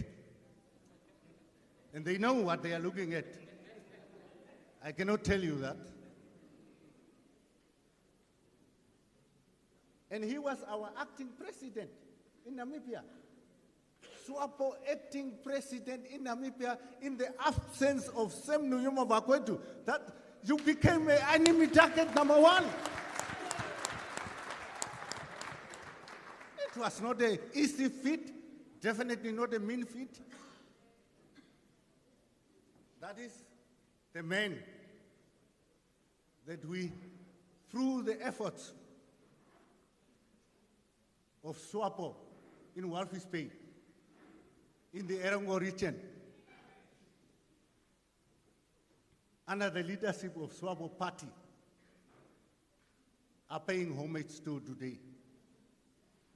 And when you pay homage to someone, you do so in such a fashion that the memories of that person, I don't want us to leave Comrade Maxuilili wondering, didn't I teach these people of Namibia well? Why all of a sudden the liberation struggle that we fought so hard for, why do I hear noises other than SWAPO within the corridors of power in the Erongo region, within the corridors of power in Walvis Bay, Swakopmund? Why are we here? Why do we pay homage to Tate Maxuilili? Now, my call, I have so many things here, but I want to stop because if I continue, then maybe I would be found wanting. But the crucial elements of me having agreed to be part of this panel was primarily to seize this opportunity, because political activists, some call them mobilizers, some call them commissars, seized every opportunity that they get to try in their modest way to bring across a message that they want to be a take-home package. My take-home package to you, Comrade Vice President, please indulge me. To the residents of Walvis Bay, Erongo region, the country at large, is let us not shame the memories of Tatekuru Nathaniel. Let's bring back SWAPO to power in the corridors of power in the Erongo region. And indeed, in those parts of Namibia that we had to play second fiddle. Let's bring SWAPO back to power. That's my appeal, and thank you. Thank you very much, Mr. Ngarusa. I would like to give Ms. Rusa Shipiki an opportunity to speak now. Of course, you represent the younger generation of SWAPO members. Let's take us back to your first encounter of Nathaniel Maxuilili, but also what the name Nathaniel Maxuilili meant to the younger branches, of the SWAPO party, the SWAPO movement at the time. Yeah. Thank you. Good evening. My first impression of Tate Maxuilili was that he was very radical. He was very militant. He was very transformational. He was also very aspirational. And I just wanted to highlight his role with women. He always surrounded himself with strong women. Siri Kumbi Kandanga, She will head the women's wing. He himself will chair the elders meeting every Tuesday, the youth meeting, and he will make us translate. My first encounter with Honorable Ngaru Sep and Ambassador Mvula, they were the translators for Tate Maxuilili at public rallies. And he also believed very, very strongly in diversity, in inclusivity, and in Valfes by specifically because of the racism. He liked to see everyone. His vice president was Hendrik Vetboy. He wanted to see the youth. He wanted to see the elders. He wanted all the races. He would not be comfortable at a platform where we will only be speaking one language. He wanted everyone to be able to be included because Valfesba is made up of working class. Most of our parents were domestic workers. They were factory workers. They suffered deep, deep racism in this town, humiliation, and because he has a lot of daughters, 3 of his daughters went into exile. I assume they probably just got tired of their father. If he's not arrested, he is in Marintal, he's wherever. So I think his 3 daughters decided to go into exile. And the other 2 daughters that remain here, I'm very happy to see my sister Julia here. So Julia will join her father at the Star Rally. And she will rant and rant about Kakamas, the Boas. And then she will also say things that I cannot repeat on national television. So, and in our translation, sometimes, because he's a very senior member of our society, he will say something that you as a young person cannot translate. So you will edit some of the speech, and then he will go after them to say, no, you are not a very good translator, because you are supposed to translate the way I'm saying. Now you are coming here to cut my speeches, but now you are thinking to yourself, but I cannot in the company of elders use some of the language. But the class of 1988, we were triggered by the military bases being built specifically close to Onga Secondary School, where the young people were being caught in the crossfire. And because of his inspirational leadership, we decided to have a national boycott, to boycott against the South African regime that was busy raping, maiming young girls, etc. So he also inspired us to go to exile. In 1988-89, there was an influx of young people that went into Angola just because they were being commanded by him to say that now is the time to go for total victory. And I remember at every meeting, he would always say it in Oshiwambo like, Nambambala eta omea keumbo unona otava fi enota, which if translated Nambambala, he was then referring to our founding father, Tata Sem Nuyom, to say he must bring the water because we, the youth, are very, very thirsty for independence. I also wanted to say that his association with women, and not just token, very independent, strong women like Mama Ida Jimmy, Mama Ida Hoffman, and he ran the ship in this town very smoothly. We used to call them Tambur Noikis, and Sisi Priscilla Haikali will be in charge of all the Tambur Noikis, and they will make sure that whatever we do, we remain united, we remain very, very diverse, and I think he would probably have been a little bit disappointed with the ghettos and the mbashus. I think because of the migration and most of the working class people wanting to move to greener pasture, to Walvisville, I believe that eventually he realized that the people, that they were not meant for this town. It was a town based on racism. And part of that racism was to have these small in-box houses. So your infrastructure was not ready for the influx that followed as people were looking for greener pastures. So he will be shocked about people being bent in the bushes. We must do something about that. Our statistics also are telling us that 71.1% of the demographic of Namibians are under 35.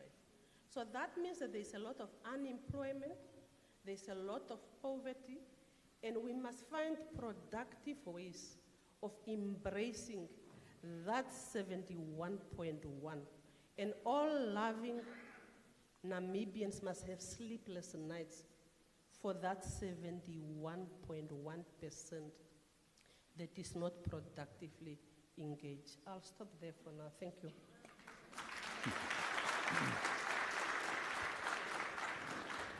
I think we can agree that our panelists in their first responses gave us quite a mouthful. And unfortunately, we are pressed for time at this juncture. So I'd like to allow our panelists to each just please briefly conclude with the final sentiments. Just hearing Ms. Shipiki talk about, perhaps the vision that Nathaniel Maxuilili had for this country and where we are in realizing that vision, perhaps we can just incorporate that as part of our concluding remarks. I'd like to begin with Uncle Ben, yes. Yeah, just your concluding remarks on the legacy of Nathaniel Maxuilili, and also just looking at his vision, the vision that he had for Namibia. How close are we to realizing that here?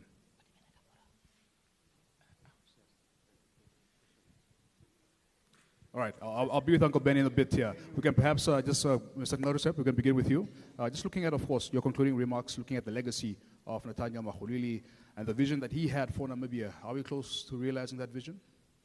Yes, indeed. We, as a nation, we should not undermine us. It's definitely not my station to talk about what we have achieved as a nation, but when you juxtapose a very simple thing like when you go to town, you have to be in your bus opens.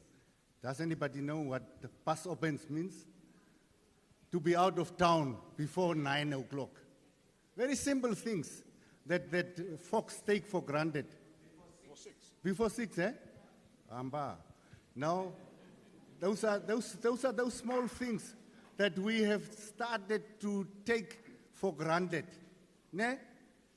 And in small places like Usakos, Aucho, where it was an uphill struggle for an indigenous Namibian person to even try to eke out a living, because there were so many restrictions.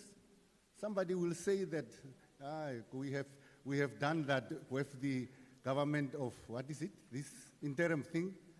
But the reality is that the life and the living standards of the bulk majority of the Namibians has improved. Nobody can second guess that. It has improved to the extent that people, because they have become accustomed to expecting better from their government, they are demanding from their government. Nothing wrong with it. Nothing wrong with it. But the service delivery that our Vice President alluded to, that's where we need to really enhance our efforts. I stop there. Thank you very much. Mr. Madila, it's over to you. Yep. Uncle Ben? Yep, it's over to you. Yeah, just your concluding remarks here. Yep.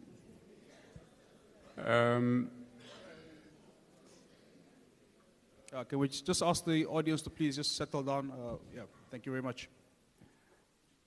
No, Maxuilili had his vision. Part of his vision was realized. Independence was fought for and obtained. But I think he had a greater vision. To liberate the country is not enough. The unity of its people is more critical than just liberation of the country. I think his vision would have been, now that we are going through an election, he would have said that, look, we are a small country, a small number of people. The world around us is changing. No matter the differences that we see among ourselves, let's not get drunk of this independence and rights and things of that sort and think that this country needs all of us. And we can only build this country if all of us unite ourselves to stand up together to defend and build up this country. That would have been the vision of Gottlieb Nathaniel Maxuilili. Unity is so vital, and if you look at what happened to our neighbors in the south, what seems to be happening in other parts of the country, the absence of unity is what we have to cancel out of our vocabulary. Unite, and we build up this country. We have shown that the past 34 years, we maintain this country, we have maintained peace and political stability in this country. Now that we are going to have the first women president, let's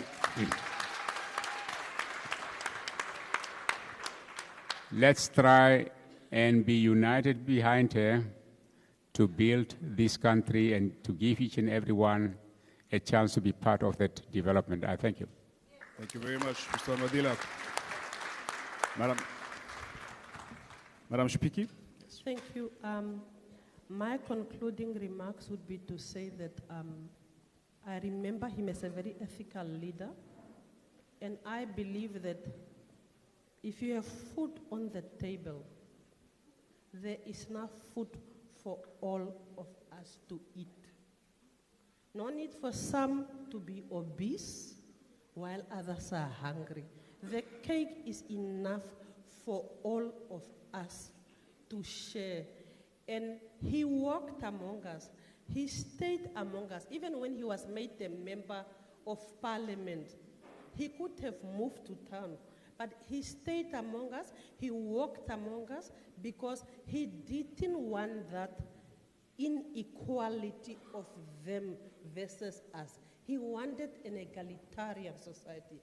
And that means that you treat everybody the same, you share everything equally with everyone. And one of the jokes about Valfasba is that people are always buried in Quisepmont. And Tate Maxuilili will say, don't ever try to go bury me in town, because those white people will outvote me there in the graves.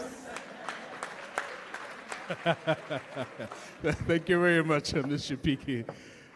Mr. Angola, you have the final word for the evening. It's over to you, please. Yes.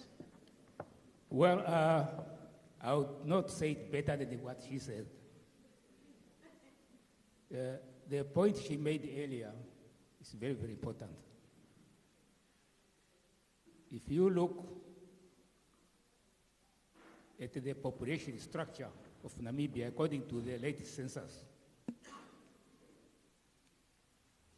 people between the age of 18 and 40, somewhere there, make up the majority of the population. However, she said earlier, many of these young people seem to be losing hope in Namibia, in the future of Namibia. They are growing up, they cannot get a job, they cannot found a family, they are still dependent. We have to look at this from the person, from the human aspect. Yes, I agree with Comrade Narosep that everybody's life has changed since independence. However, there is also a change which has brought about tension in our society. Some of us became too much empowered.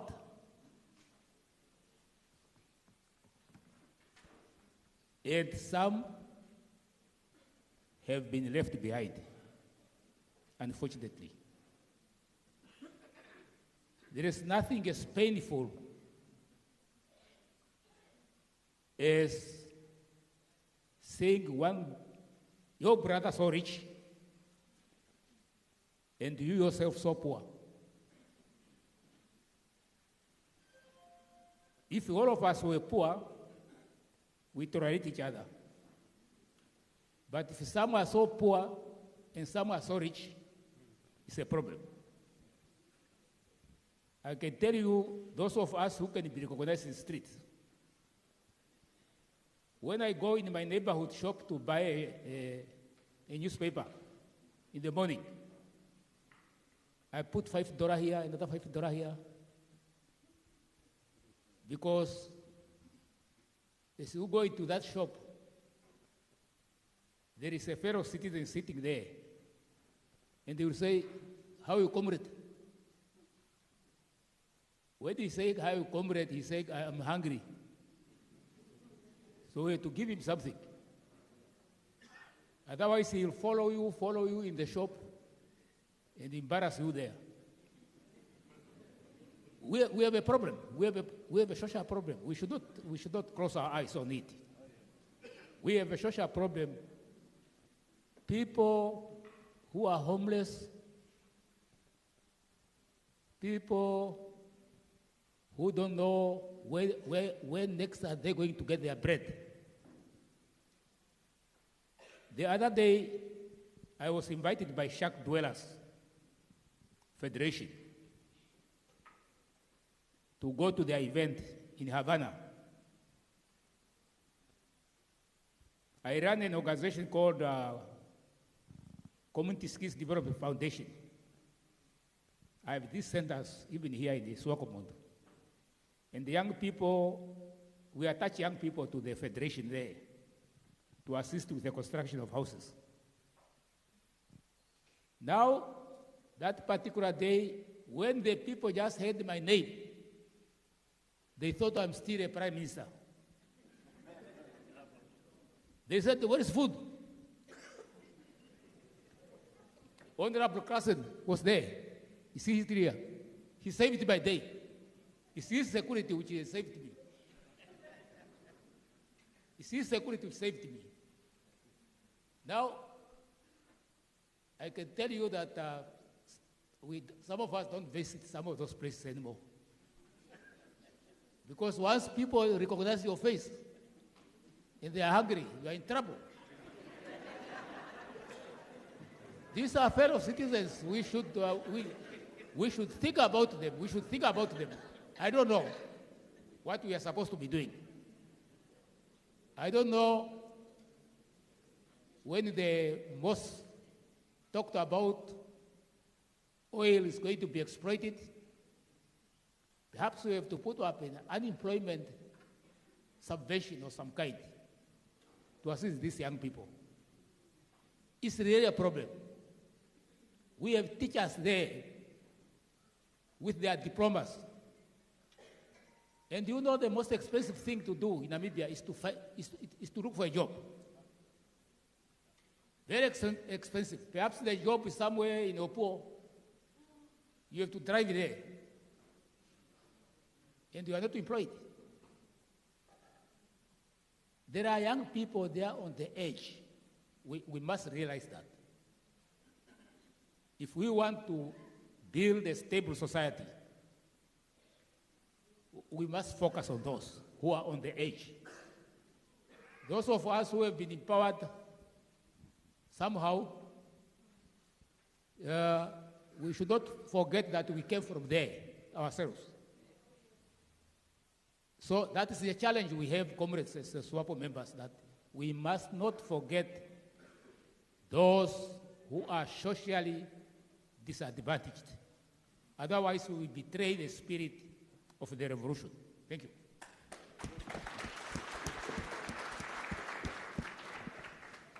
To our esteemed panel, Nal Sangula, Ms. Rusa Shipiki, Ben Amadila, as well as Alpheus Norris. Ladies and gentlemen, please, a warm round of applause to all of them once more.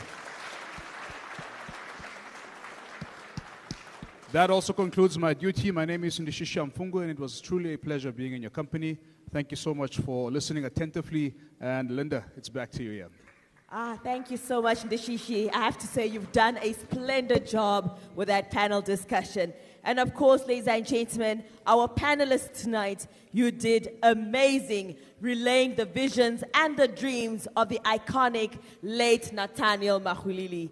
Ladies and gentlemen, as we conclude this insightful panel discussion on the life of Nathaniel Maxuilili, we are deeply moved by the personal stories as well as the reflections shared by his friends and those who knew him best. Through their heartfelt anecdotes, we've gained a richer understanding of Maxuilili's unwavering dedication, his bravery, and the profound impact he has had on Namibia's struggle for independence. His legacy, marked by resilience and, of course, selflessness, continues to inspire all of us, or so I hope. Let us carry forward his spirit of perseverance and commitment to justice as we honor his memory and strive to build a better future and a better nation. Thank you to our panelists and, of course, everyone who was listening attentively. Ladies and gentlemen, as our panelists alluded tonight, Namibia needs a united nation, a united people to realize the vision of the late Nathaniel Maxuilili. Please let us unite to realize that vision. I'd now like to divert your attention to our screens.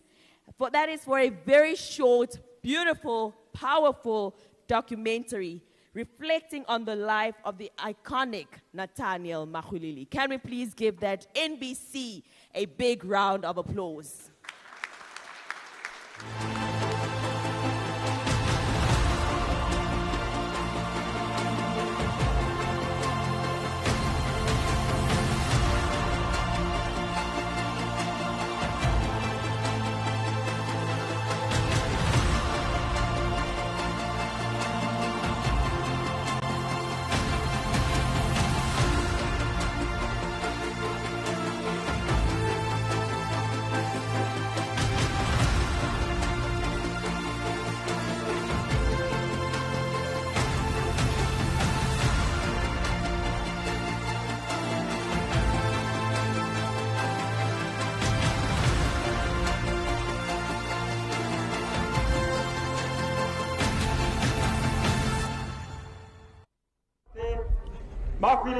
Capable of ensuring law and order.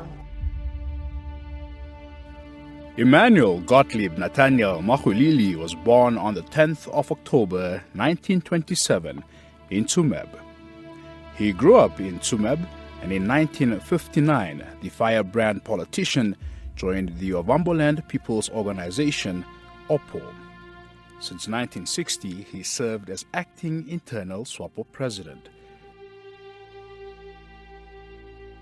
On the 7th of September 1966, the late political icon and stalwart Andimba Twevo Yatwevo and 44 other prominent members of SWAPO were detained and later tried and imprisoned on Robben Island. Among those arrested were Emmanuel Gottlieb Nathaniel Maxuilili.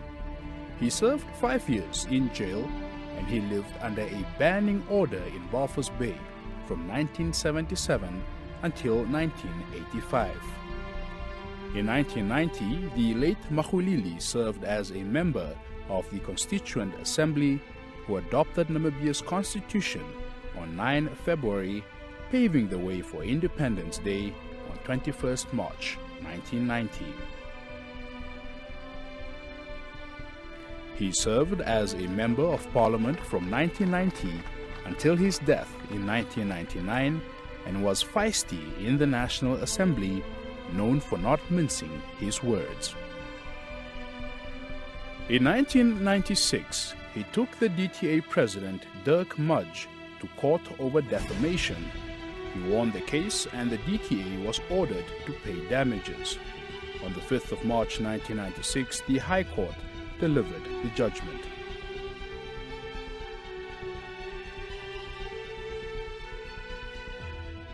Mr. Maxuilili, I understand you're happy that you got what you wanted, even though not exactly the amount you wanted. How do you feel about it? Well, I mean, as far as me concerned, I didn't come to court for money.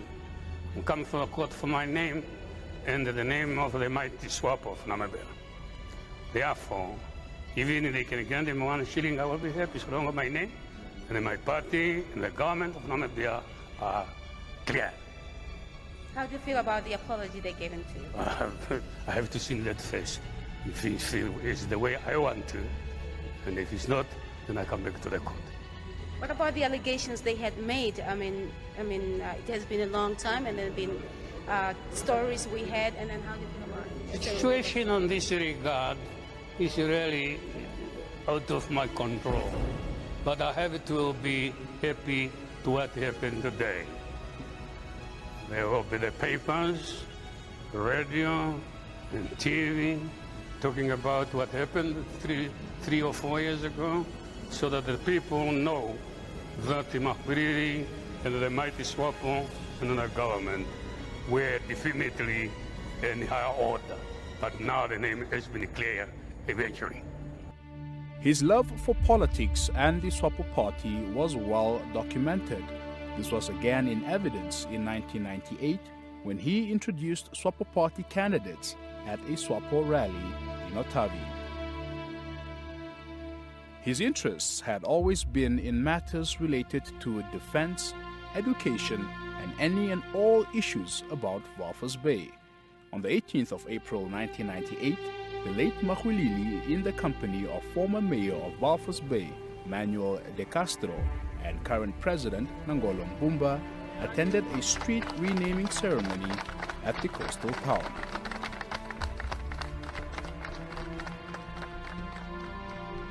The plight of Walvis Bay and its workers, its people,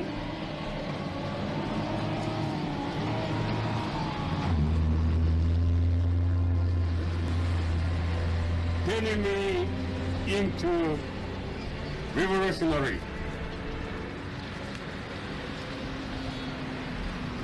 Not only the Walvis Bay, but also for the destiny of the whole country, Namibia. Ladies and gentlemen,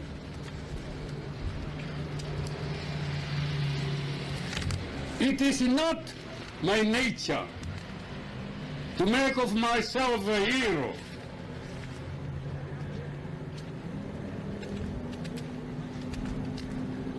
And I don't want to be seen as a hero.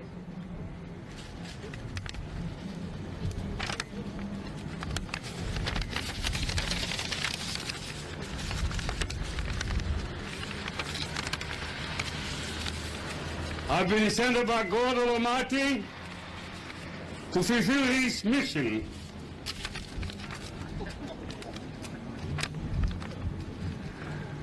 And through that, I've learned to be a humble man and to lead humble life.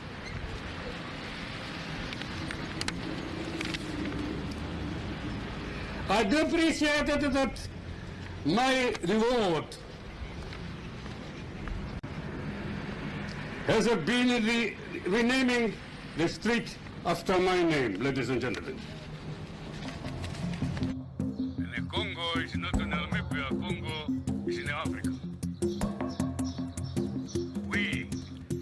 In one of his last public appearances on the 7th of April 1999, he was present when Namibian soldiers fighting in the Democratic Republic of Congo received a donation of fish from a local fishing company. We prepare to defend the integrity of Namibia as well as in Africa. There's no good war. You can't say, well, they fight in Germany. Some of us was involved in Hitler war to defend Africa. But today you find some people which have the redundant philosophy or they don't know what they talk about. Why people go to Congo? You know, when you ask this question answers itself. What is your background? Where you come from? That means you don't know what you're talking about. Congo, if Congo fails, next one is Angola. And what is the next one? What is the next one? Answer. Namibia. Therefore, you see us involve ourselves in Congo war. We sick and tired. If you don't like Seven Oyoma, you come with a gun, women and children suffer. Not the Seven Oyoma, not the soldier. Not the soldier who suffer. Who suffer well is the women and children. And then we're here to protect our mother, our kids. We want the peace and the stability in this country. That's why we keep the war away from Namibia. To defend you, some of you who criticize this government.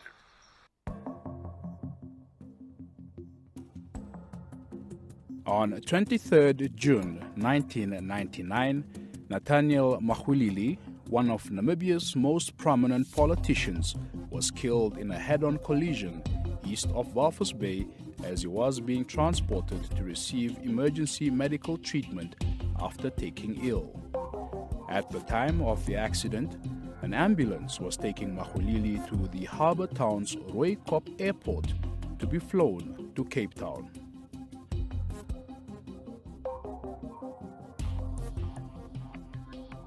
Maxuilili, a pillar of the ruling party SWAPO and Member of Parliament, was buried at the Walvis Bay Cemetery on the 3rd of July 1999.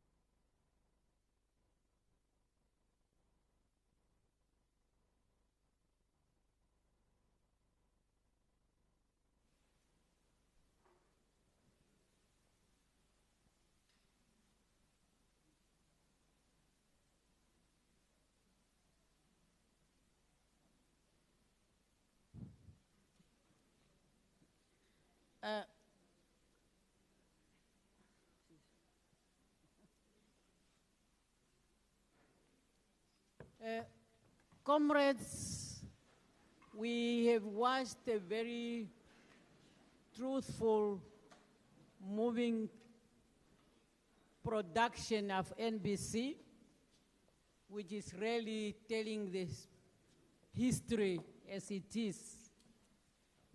With that in our mind, I ask that we observe a moment of silence in remembering the life of our hero, Comrade Nathaniel Maxuilili. We all do that in the manner we can do it.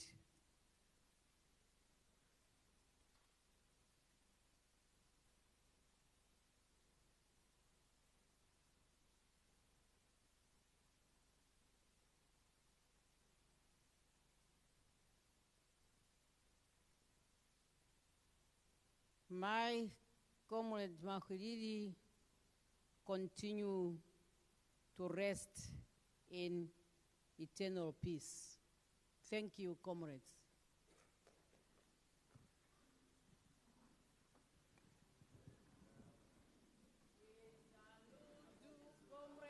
We salute you. We salute you, comrade. We salute you. We salute you, comrade. We salute you.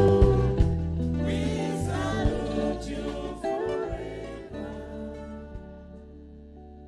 We remember, comrade. We remember. We remember. We remember. We remember.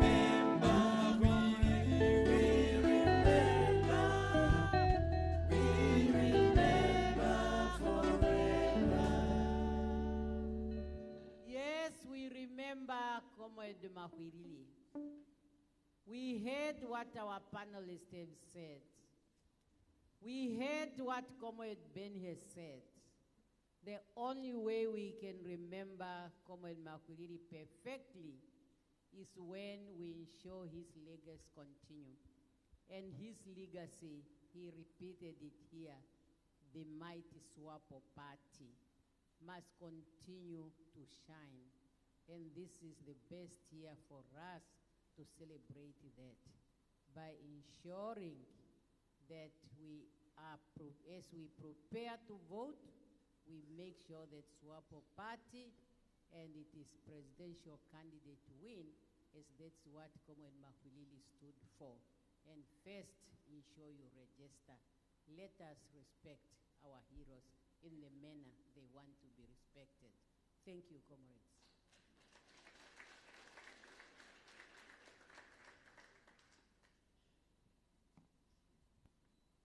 Thank you so much, dear comrades. You may please take up your seats.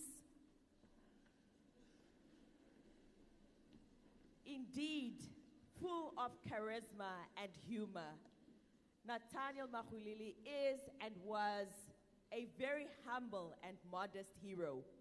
Although he wouldn't want to be called a hero, I trust and believe that we all agree that today he is indeed a hero.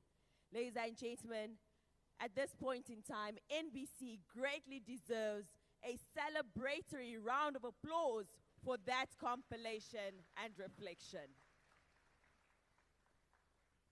Thank you so very much.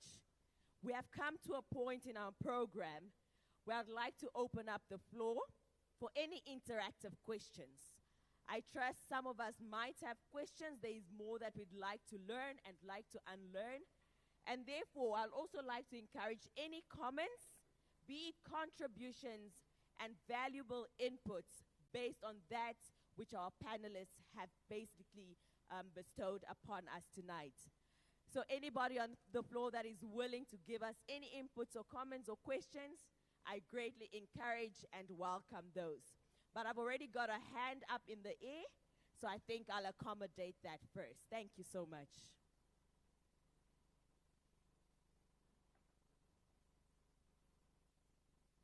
Thank you for this golden opportunity. I happen to be one of the young translators to the late comrade Nathaniel Maxuilili, a person who believed in the philosophy of Mao Zedong saying the political power of the country would come from the barrel of the gun.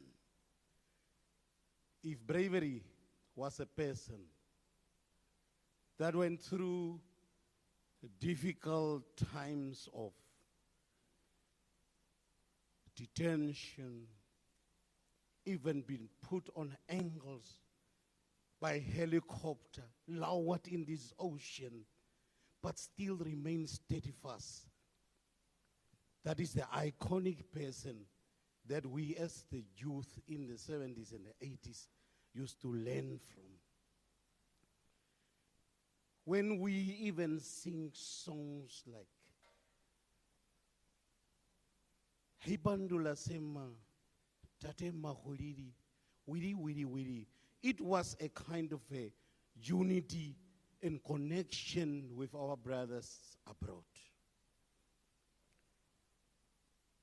I want to use this opportunity to contribute a humble contribution of the scary question that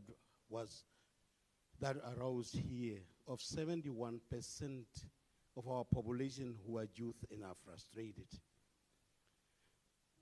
I want to propose that Welwitschia Sovereign Wealth Fund must be injected with the oil and the hydrogen profits, and that money goes directly into the projects that would empower the youth.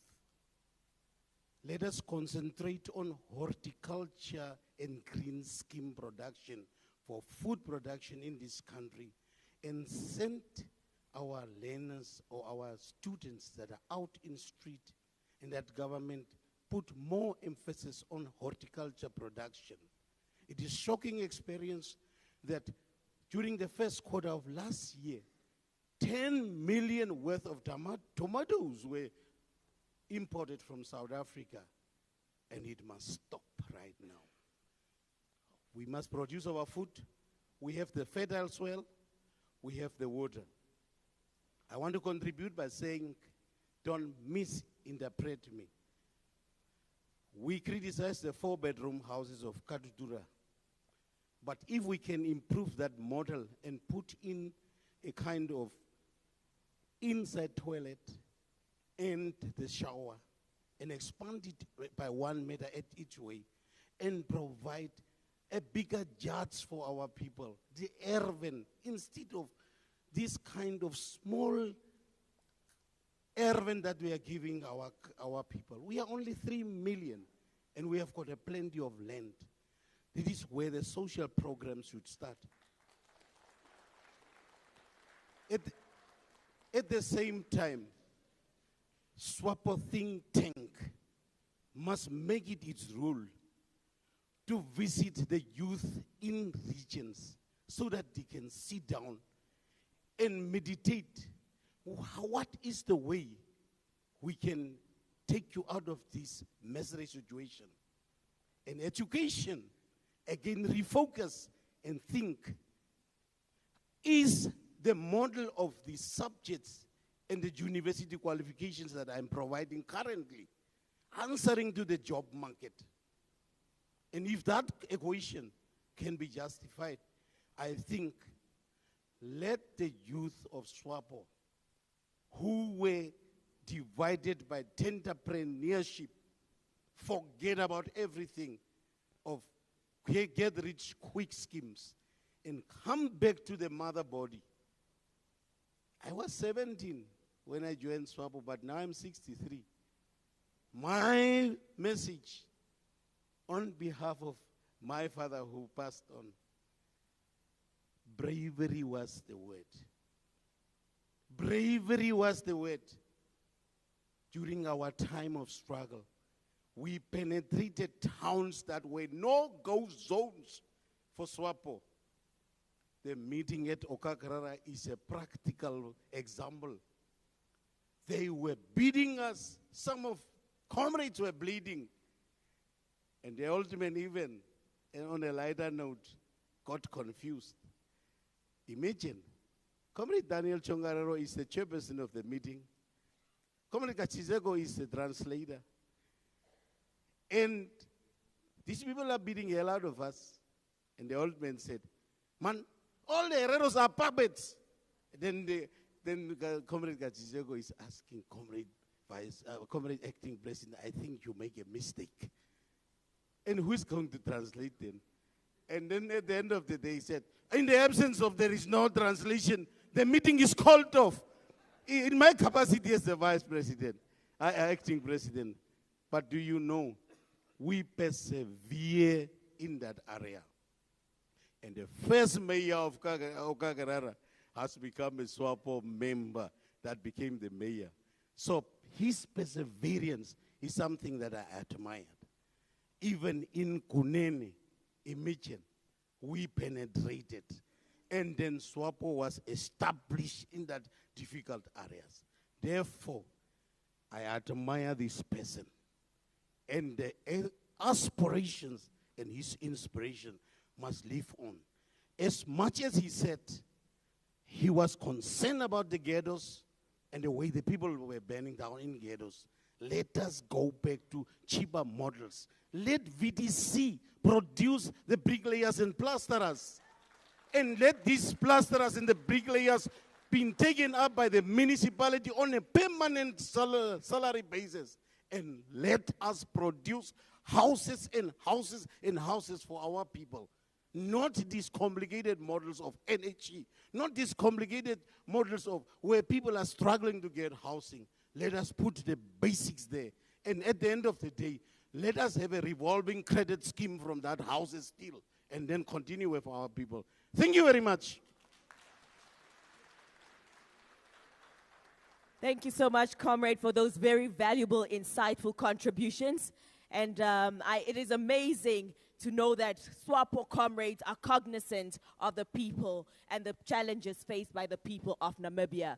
Do we have any more questions, contributions on the floor? There we have it. We'll be having a mic that way.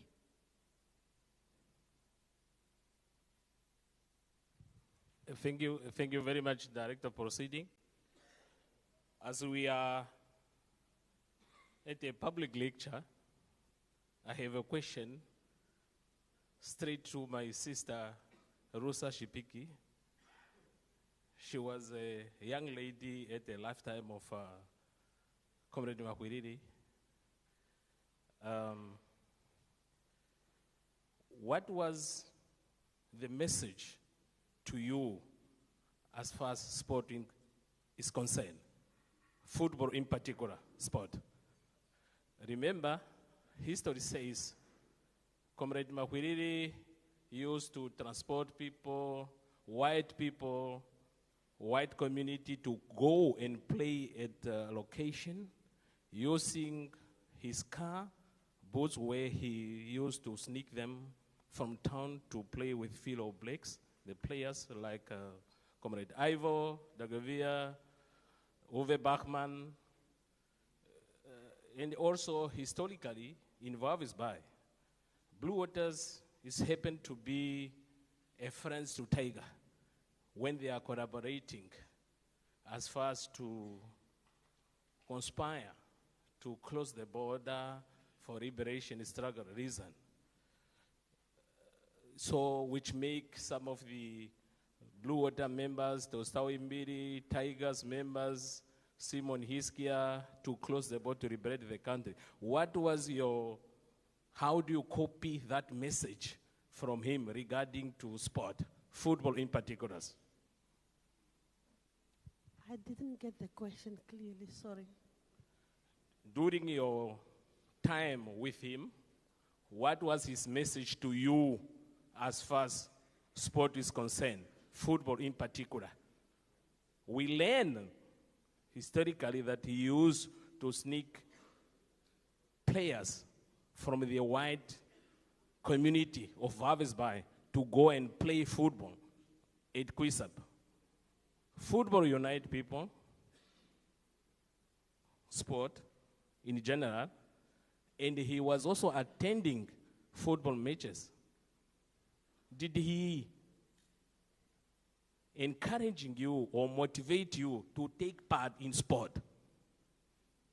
That's basically the question. Okay, I'm not getting it, but may I kindly delegate this question to my senior ambassador Mvula, maybe to try to answer it, because I had a little bit of sports. Ambassador Mvula, would you be able to assist me?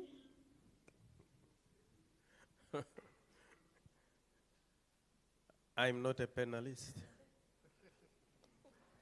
but I can assist you, my daughter. I think the president of the NFA is putting a message across that Comrade Maxuilili was not just a politician.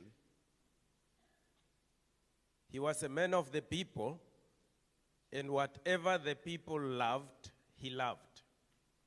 Wherever the people were, he was. That is why he is referring to the notion whereby in assisting mixed sports, and you know that time blacks could only play in Quisepmund and the Katuturas and all the others. Whites were limited to town. Coloreds played in townships like Naravel and Khomasdal and that. That's why he tried his best to convince some of the white players, in making use of his own means to sneak them into places like Quisepmund to play together with the blacks, therefore creating that sense of unity and also breaking the walls of the whites only there and the blacks only there. The unity that he spoke about is what we need to uphold, is what we need to march on with in order to create a united family of Namibians. I think that is what the president is trying to refer to. Thank you. Thank you so much for that one. Ambassador Mvula and Mr. President, thank you so much for just once again reminding us that sports is indeed one of the biggest unifiers in Namibia, and we should definitely embrace it. We do have a hand right at the back. Can I have a microphone at the back, please? That's right. I encourage you, ladies and gentlemen, to please engage with us. Ask as many questions as you want to, interact with us, and also just give us your input and very, very valuable contributions.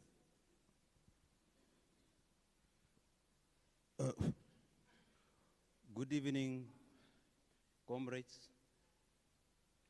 Firstly, I would like to express my humble appreciation to the family of our late hero, Tate Maxuilili.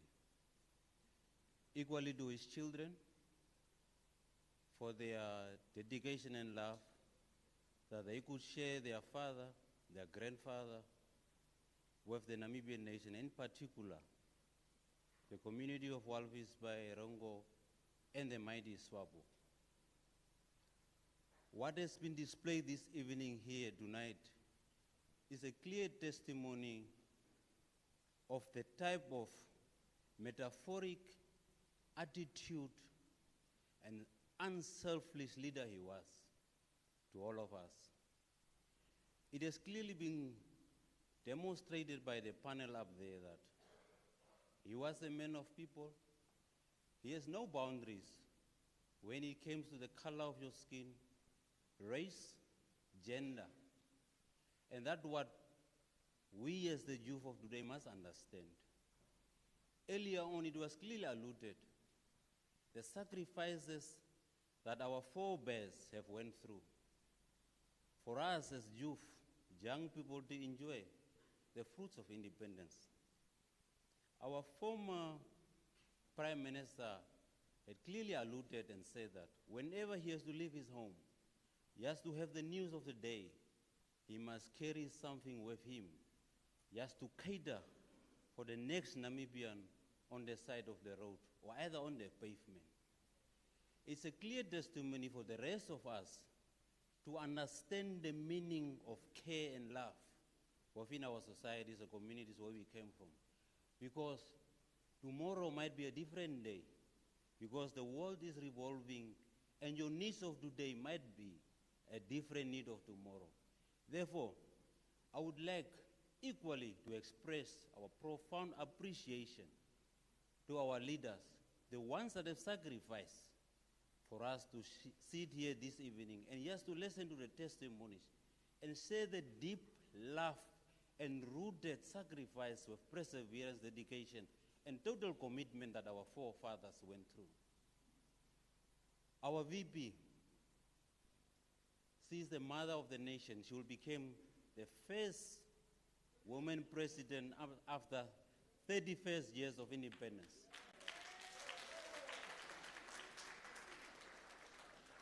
Now, as a mother, she will be decorated with different colors, different needs, different understandings. And as we all know, if a mother gives birth to twins, there is no difference between the right twin and the left twin.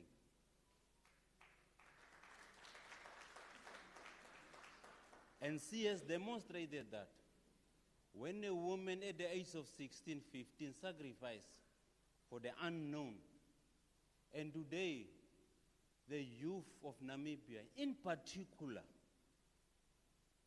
the ones of which they have sacrificed for, wants to desert the same women that give birth to the independence of this country.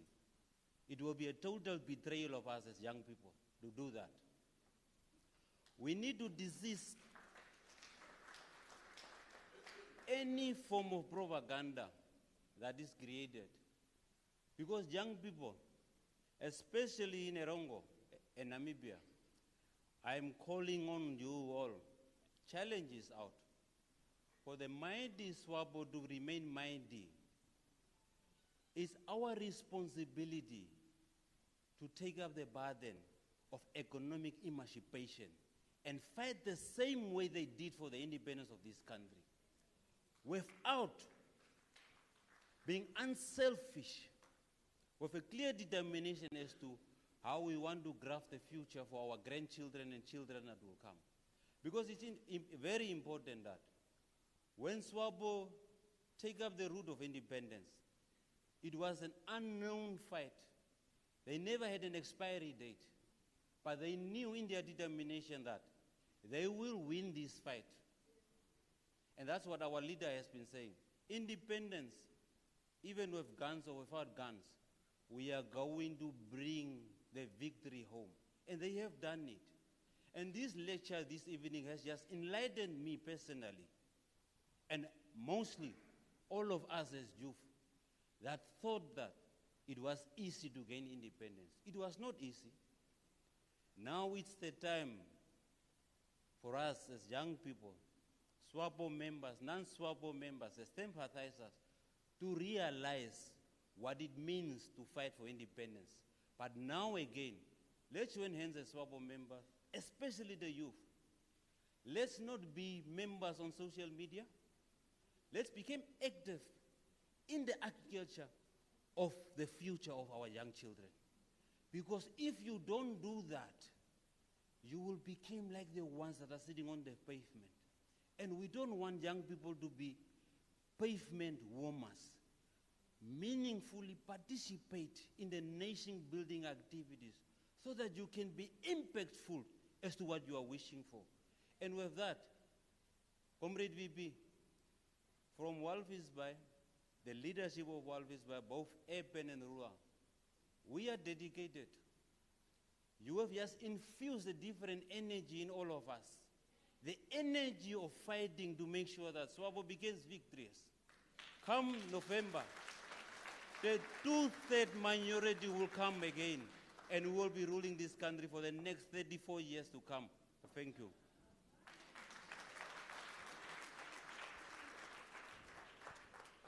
Thank you so much, comrade. It is indeed a joy to know that this public engagement, this public lecture is indeed doing what it is supposed to be doing, and that is planting insightful discussions and bringing up exactly that which we need to know about the struggle and the achievements of the mighty SWAPO party. I once again encourage any more questions and inputs. Can I please have the mic? All right, it's already, somebody already has that, so please do address us. A very good evening, dear comrades, compatriots. I don't want to waste this opportunity. I just want to cut it short and smooth. I was born on 23 June, but I forgot the year. And the same date and the same month is the month where Comrade Maxuilili have left us. Something have touched me.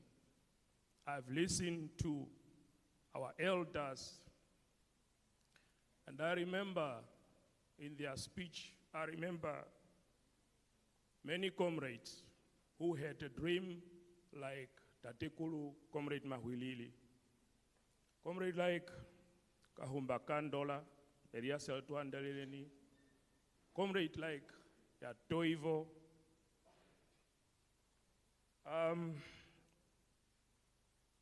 We've started the day from the morning, since I'm losing some energy also, but I want to put the words down. I think the call has been made to a giant comrade, the men who fought strongly without fear, more especially the town of Walvis Bay, the Orongo region, and the entire Namibia, the whole Namibia. And his spirit have risen. And I want to assure our coming president, Memende Tumbo, that Walvis Bay, come November, will set a history to win the whole country with a history which was never been made in this country because of the spirit that you have called in this evening and we gathered here, of the late Comrade Maxuilili.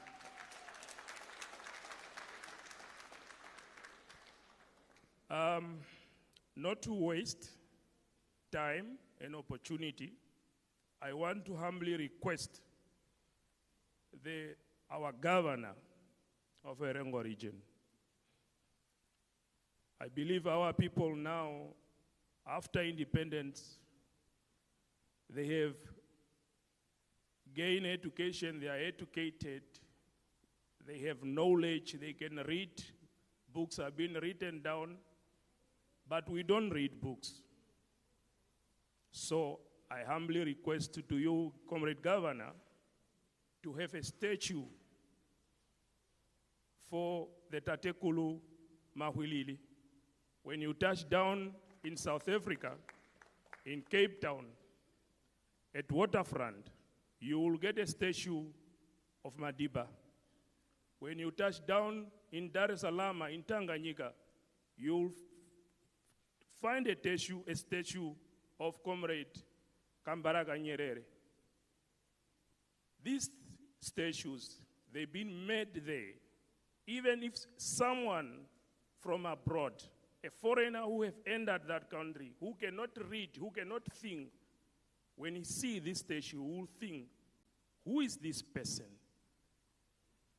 So this task, Comrade Governor, I'm handing over in your space to make sure that after We have shown the Namibian population at large that SWAPO, here in the Rongo region, we have factories here, we have a large number of people.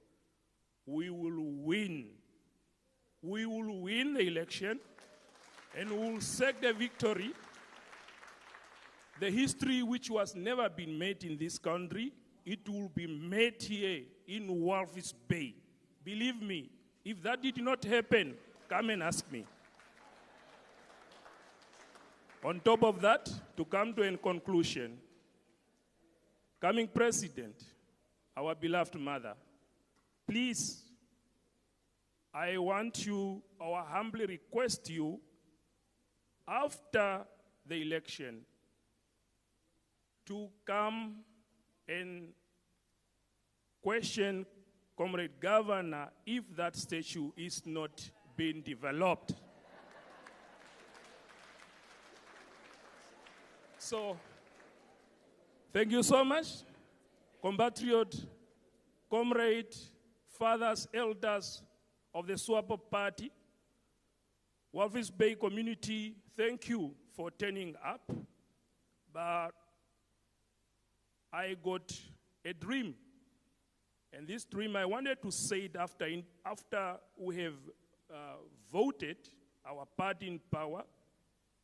But better maybe this is an opportunity that I should use because of the spirit of the old man have been risen from the grave and is here with us. And he will make sure that his name will never go in vain. His town and his region in his country, as he was an acting president within a country while the gun was ringing in foreign country. He stood in the difficult times where you cannot mention even the name SWAPO within your mouth. But Comrade Nathaniel Maxuilili, I understand he was one of those leaders who said, yes, mbayo yangoi, tamuni ngokamba shomu, shabongengo tamukani ngokamba shotakani ngurapevu pakatike urunetu. Comrade Governor, it's enough. This region of us is very rich. We have fish. We are harvesting here. Let this umbashu kwali watondwa ku Comrade Maxuilili na uyake ke khuliro o anwe tunaye muno maumbo. I just end up there. Long live the SWAPO party. Long live the spirit of Maxuilili. Long live the people of Namibia who love Namibia. I thank you.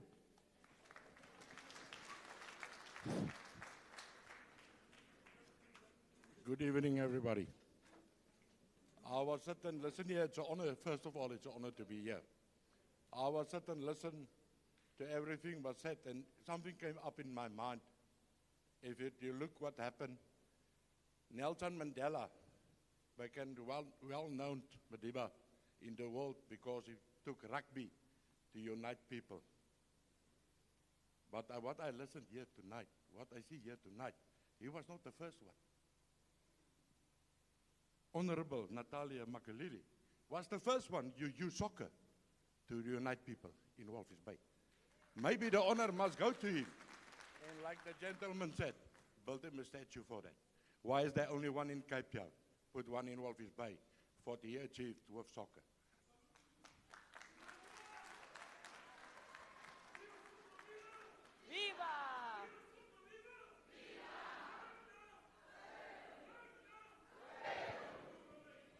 What a beautiful evening of celebrating the life and the legacy of the late Nathaniel Maxuilili.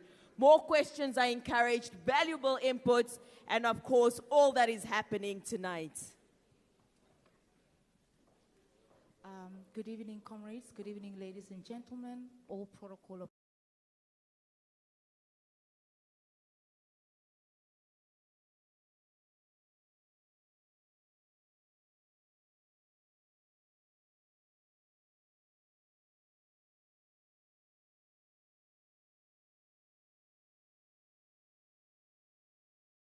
together, I think we shouldn't just stop here.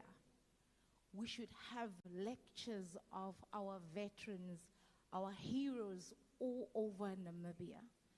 Because a lot of people are telling us stories that end up being, told differently. And in this lecture, we have a lot of young people that are now coming to understand who the late Nathaniel Maxuilili was.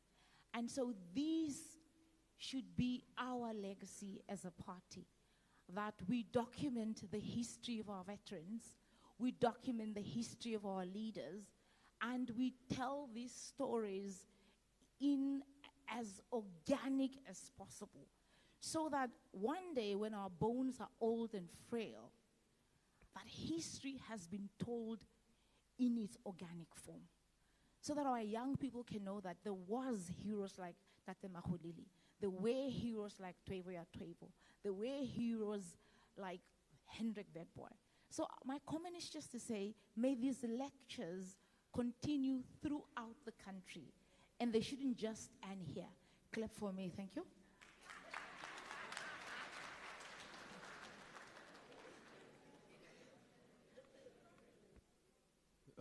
Good evening to all protocol observers and my dear comrades. First and foremost, I would like to introduce myself. I am Gershon Umbo, and I hope that everyone can hear me, right? Okay, so I'll keep this very short, simple, and brief. I just want to touch on two very important points that I feel like are being ignored within today's concept.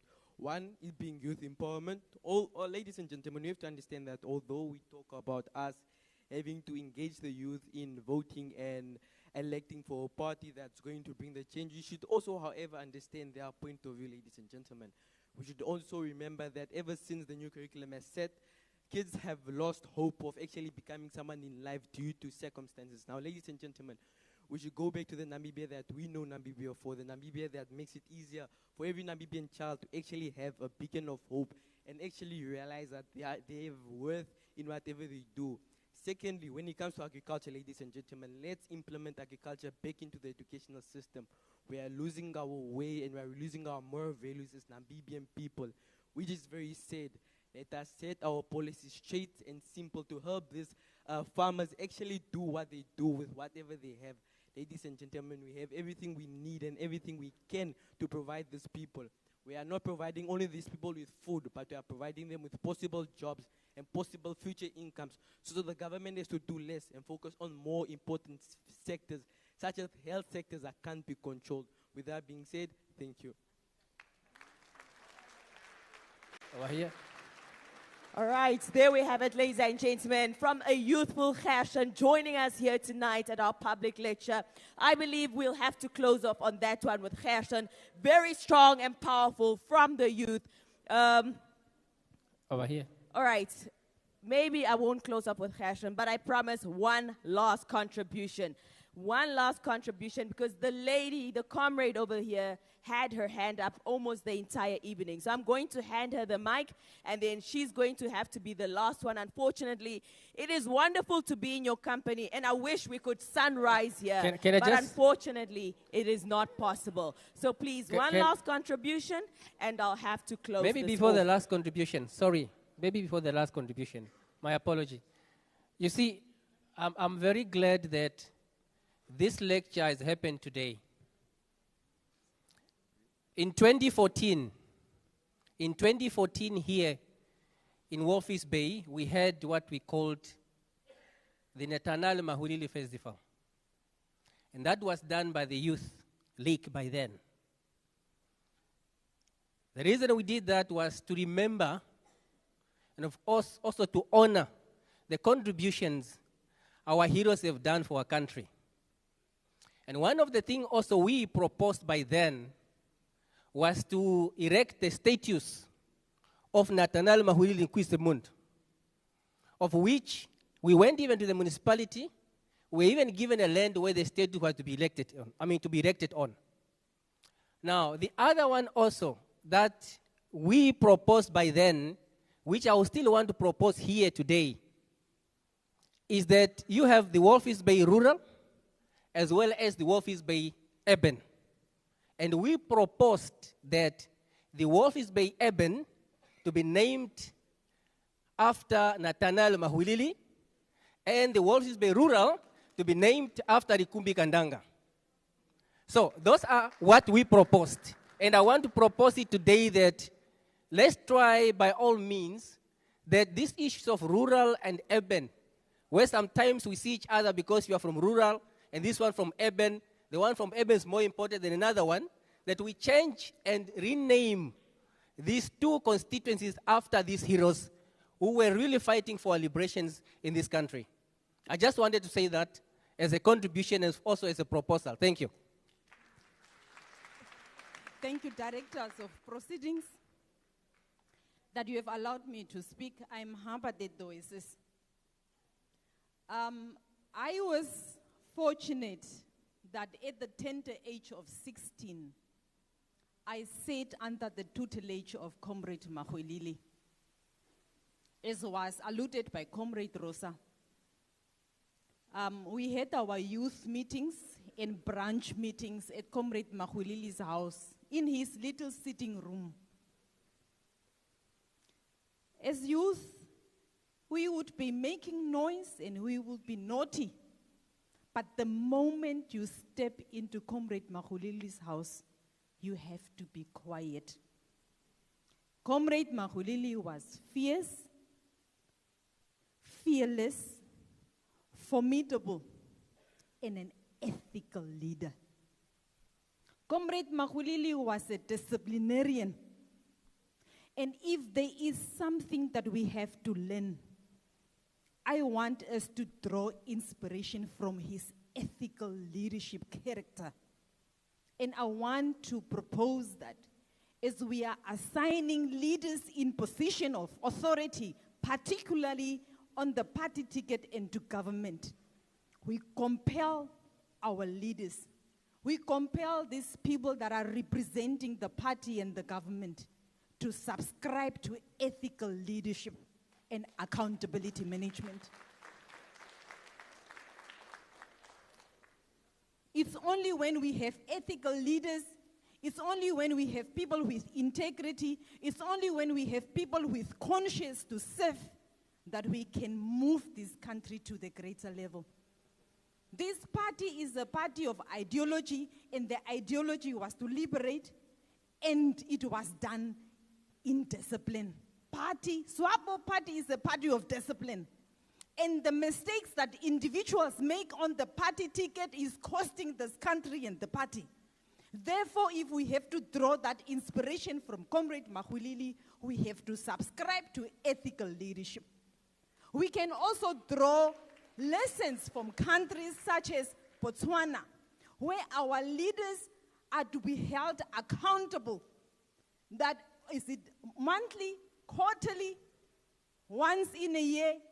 They attend community meetings like they do in Botswana, like Hotla meetings, where they come back to their constituencies and account on the business of the government, so that we don't have to run around every 5 years and tell people what we have done, but what we have done throughout the 5 years that we assigned this government, as we are going to do so in November when we are going to vote.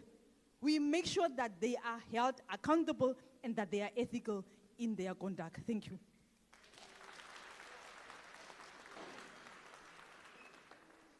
Thank you so much, Comrade, for those comments. And I believe it is amazing to know that our Vice President is one that is highly ethical with a very strong moral compass. So indeed, your comments are really well received by all of us tonight. Ladies and gentlemen, dear comrades, it has been a beautiful evening in your company, listening, learning, and unlearning of some myths. Could be lies, but they could have also been truths. But however, we have learned the truth tonight about a leader, an icon, and that is none other than Nathaniel Maxuilili. May his soul rest in power. Can we please rise for a beautiful song from our team?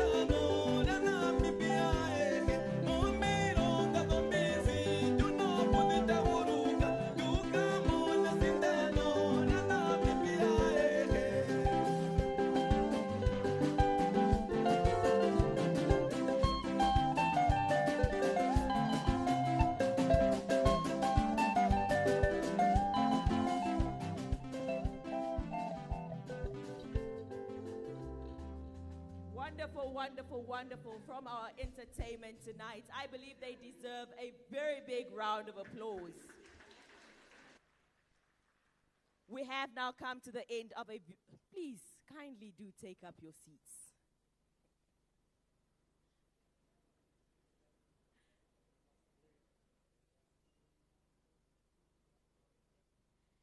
We have come to the end of a very beautiful program, I have to say, celebrating a life of an iconic man, ladies and gentlemen. However, before we depart from here tonight, I'd like to call upon a representative of the Maxuilili family who will address us and give us their words of appreciation. Can I please have a representative on stage, on the podium, from the Maxuilili family, who will be giving us the words of appreciation tonight. And I believe you can welcome them with a round of applause.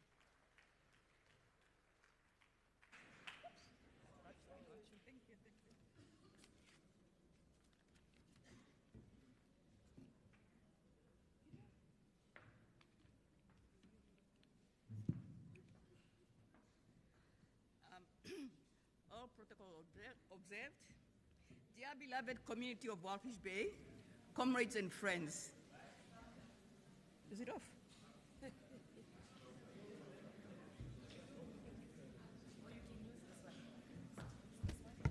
Okay.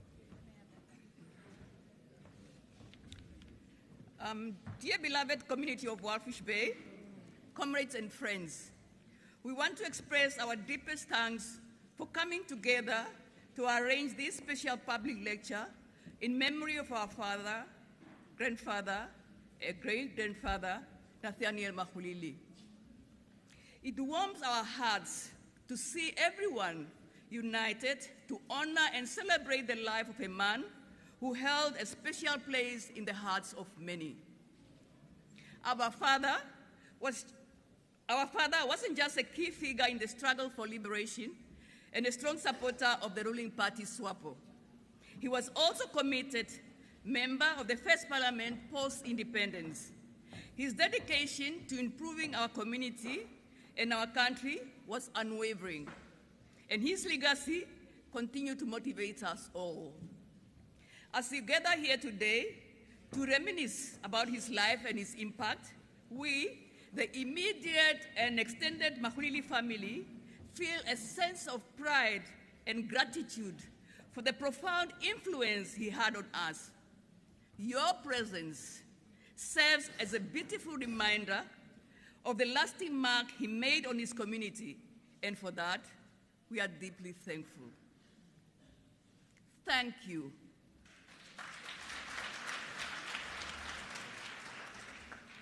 Thank you for preserving his memory and honoring his heritage in such a meaningful manner. Let us carry on embodying the values and beliefs he cherished, and may his spirit reside in each of us. Please remember, do not forget to register to vote. With heartfelt gratitude from the Maxuilili family. Thank you.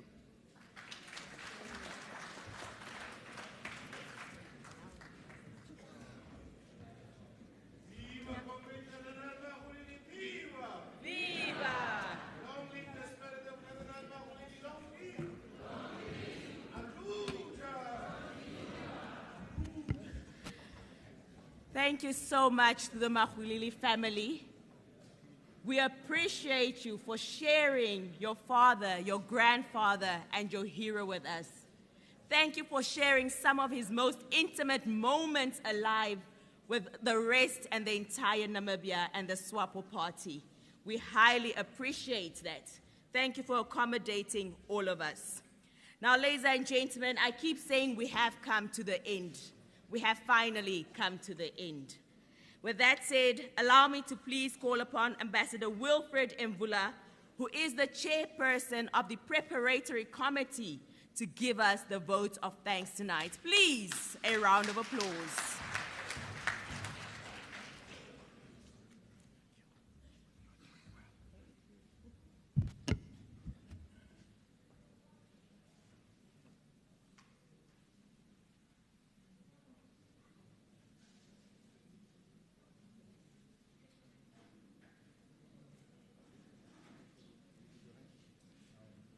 Good evening.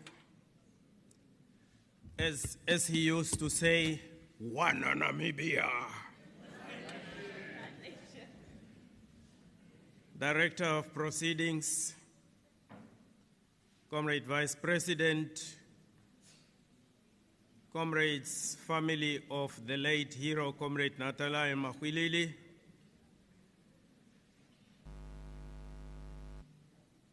comrades, leadership of the party from top to bottom,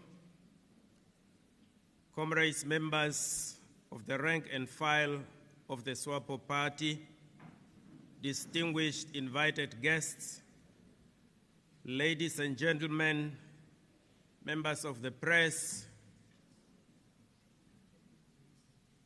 Ambassador Selma Ashipala Musavi, welcome home. I saw somebody in the midst there that I could also have really specially kind of welcomed, Comrade Lucy Amtenya, who lived, of course, during that time of suffering, arrest, tortures. Sometimes they say that this is the easiest task one can have on a program, but each task has got its challenges. In this one can run the risk of omission or over-belabeling the point of trying to be too generous to those that have done more, and therefore that will be my challenge. Let me start by thanking Comrade Vice President for having accepted this humble invitation that came through the President, and you are here. We take off our hats for you and all those around you for making it. You have climbed many mountains in your life with success. We know of many that are still to come, and we are confident you will conquer. Our panelists, thank you for sharing with us your various experiences and for unpacking this discussion. You were picked with a purpose. You didn't disappoint. To our sponsors, and on top of them, allow me to pick a name that was mentioned here as one of those boys that Comrade Maxuilili, who was also a staunch supporter of Blue Waters, used to sneak into Kwisepmun to come and play. And the person in the name of Ivo de Gouveia, who was a staunch player for Blue Waters, he is really the main key sponsor to this event, and we wholeheartedly say, he's a humble guy. He doesn't want his name to be mentioned, and if he hear that I've mentioned his name, he would say it was not necessary. He was a close associate to Comrade Maxuilili then, now, and still committed to stand up for whatever goes that way. The late comrade could call him anytime. He was always there. So please be there, and I know you will be there. To the family, thanks for allowing us space to go this path with you. Anyway, that's the man he was. His house was always open. We could always wander around there, even go to the kitchen. Thanks for all your sponsors. Thanks to all of you that have contributed in one way or another. Without your contributions, things might not have turned out to be what they have been. Thanks for sharing the little that you had, For those that have made family and other contributions in a friendly manner, we thank you. All you comrades and friends who made time to be here, I know it was a long day. We thank you for your sacrifices. Comrade King is still running around somewhere there. And the preparatory committee, thank you very much for your sacrifices during this time in preparations for this event. You have brought us so far. You have brought ideas that we want to take forward in the future. Keep up this episode that you have now helped open so that it can just grow into the future. Who did I leave out? Please say so I can thank you. Whoever feel left out, please forgive. It's not my intention to would have done so. We appreciate you all. NBC, the voice of the nation. Keep on the good work. Other media houses and other media personalities that have been here, we thank you and keep spreading the message. Late Comrade Maxuilili was as generous as anyone else. He stood out between us and the Caspians, even when threatened by them. In comforting the bereaved, he always used to say, "Liala leni o mahodi ashune, o manina ae nompolo onapo." He liked to say that when he was comforting those in bereavement. He would say that, and he would say toloka. Now, some of those things are not as easy to talk in another language. He used to sit at the back in the church by a renowned spot and used to sing a song that he liked very much. Jesus yetatambu. And then he looks around. La, la, la, la, la, yeah. You would know when he's not in church just because of his singing and passion. Comrades, friends, I don't know what to say more in order to really wholeheartedly thank you. My chief, we appreciate that you are amongst your people whenever it is needed. We appreciate your coming. With him, we have run that road to Utuseb and all those small areas where the chief is living. No wonder the unfortunate thing that happened on that fateful day, the crash by a car coming from that road that ran into the ambulance that took his life. We will remember him. Thank you very much for coming. Thank you for the evening. Thank you for the day. I take off my hat for all of you.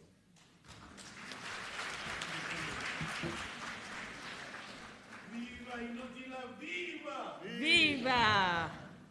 A warm round of applause, ladies and gentlemen, for Ambassador Mvula. Please allow me to call upon the traditional dancers to give us a performance as Her Excellency the Vice President and the family members prepare to unveil the photo exhibition. Can our dancers, traditional dancers, please make their way to the stage as Her Excellency and the family members prepare to unveil the exhibition. Please welcome them with the same enthusiasm and a round of applause.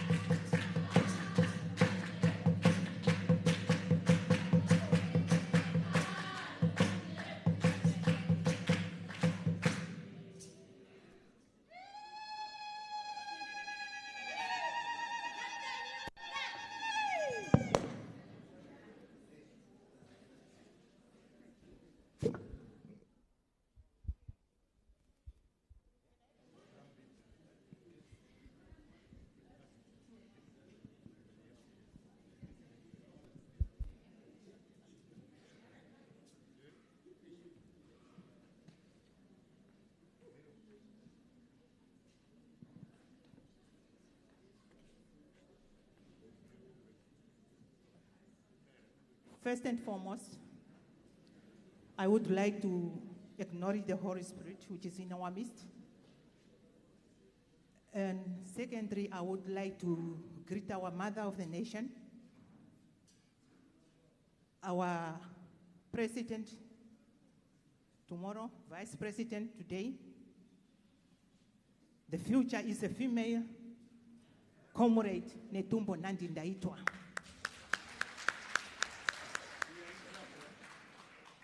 And all the panelists, the children, and the family of Comrade Ntongolume Nathaniel Maxuilili. And all the members of SWAPOS, and all the people who are present here, I greet you. Good evening. Good evening. Matokerapo meme Netumbo.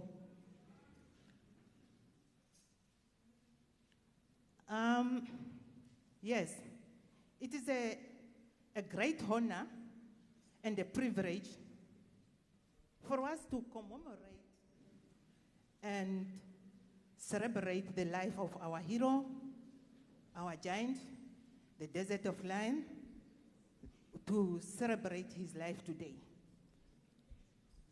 Yes, he left us very soon. Well, ladies and gentlemen, that essentially concludes this special live broadcast, a public lecture on the life and times and legacy of the late Nathaniel Maxuilili, of course, coming here from Walvis Bay in the western half of the country, of course, a place that was once home to the late Nathaniel Maxuilili, a man who had served his country selflessly, a man who was incarcerated on Robben Island, a man who was under house arrest here in Walvis Bay and has endured abuse all for the sake of his country. A man who is being celebrated tonight, 25 years after his passing in 1999. We had testaments there from comrades and friends, Ben Namadila, Sangula, as well as Alpheus Narusep, who formed part of the panel, and Rusa Shipiki, of course, just recounting their first encounters with the late Nathaniel Maxuilili and how he contributed towards this country. Do note that the NBC will be bringing you another special live broadcast tomorrow morning as of 8 o'clock, as there will be a visit to the gravesite of the late Nathaniel Maxuilili at the Puisepmund Cemetery. It is a rather brief program, expected to last roughly 45 minutes, where we will have the arrival of various dignitaries firstly, as well as an address by the Vice President Netumbo Nandi-Ndaitwah, and conclude with a dedication and prayers. We're also expecting the member of the preparatory committee, Mr. Bisi Uirab, to of course also participate in tomorrow's program. That essentially brings us to a close of tonight's proceedings here in Walvis Bay. From myself and the Shisha Mpungu and the entire team in Namibian Broadcasting Corporation, thank you so much for tuning in, and we wish you all a pleasant evening ahead.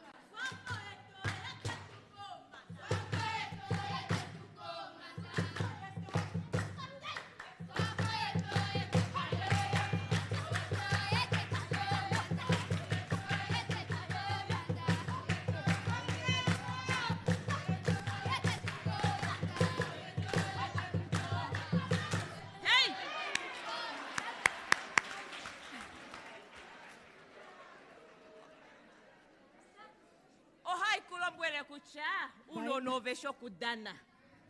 Ashike efimbonenane olaendanai. Otemu pandula lela ukadona vange omwadana nawa.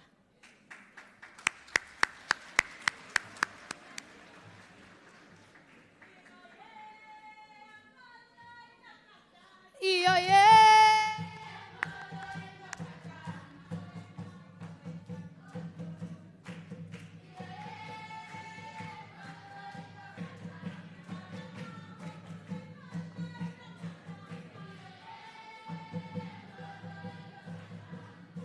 Ladies and gentlemen, can we please give our youthful traditional dancers a very big round of applause? We have to agree that that was indeed a beautiful display of culture. May you please keep that spirit living in you forever. May I please call upon Her Excellency, the Vice President of the Republic of Namibia, as well as the Maxuilili family, to please show us what it is they are hiding behind this beautiful curtain. Ladies and gentlemen, ready yourself to be awed in beauty.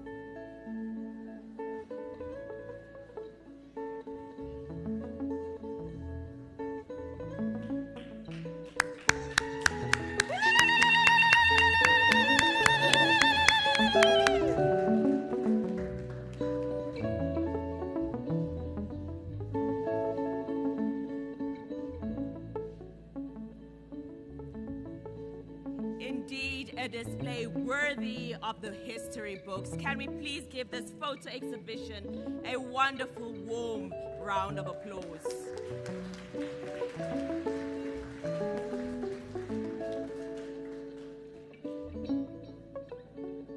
Thank you so much, Your Excellency, the Vice President, the Maxuilili family and friends, supporters and sympathizers.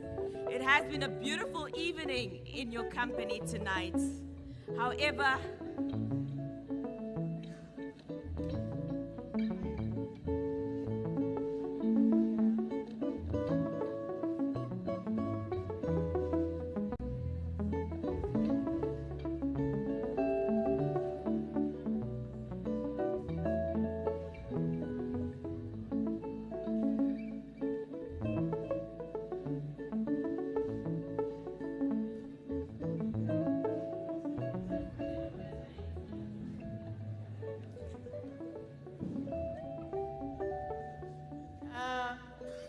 comrades, the exhibition which the family and the Vice President have just unveiled, among others, is displaying the medal that Tate Maxuilili has received. It's a grand command of the Order of the Sun, first class, that was bestowed to him on the 21st March 2004. And it is signed here by Comrade Sam Safishuna Nyoma. I can see the signature. And yes. And then down to it is now explaining why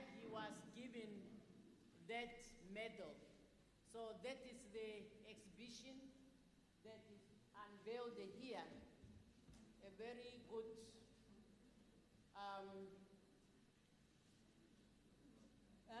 thing for the family really to keep as one of the big assets of the nation, I can say. It looks a national asset, but it's in the hands of the family. Thank you very much.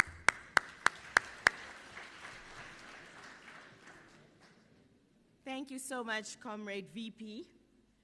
Indeed, Comrade Nathaniel Maxuilili will go down in history as a legendary icon. May his spirit continue to forever live on and inspire all of us. Ladies and gentlemen, dear comrades, sympathizers, we have officially come to the end of this wonderful program. I'd like to announce that the family, the friends, and invited guests kindly join Comrade VP for dinner. I believe that we will be directed as to where that will be. However, the rest of us, I ask kindly that we remain seated as our dinner will be served right here in this hall tonight. Our dinner, once again, will be served right here in this hall tonight. And with that said,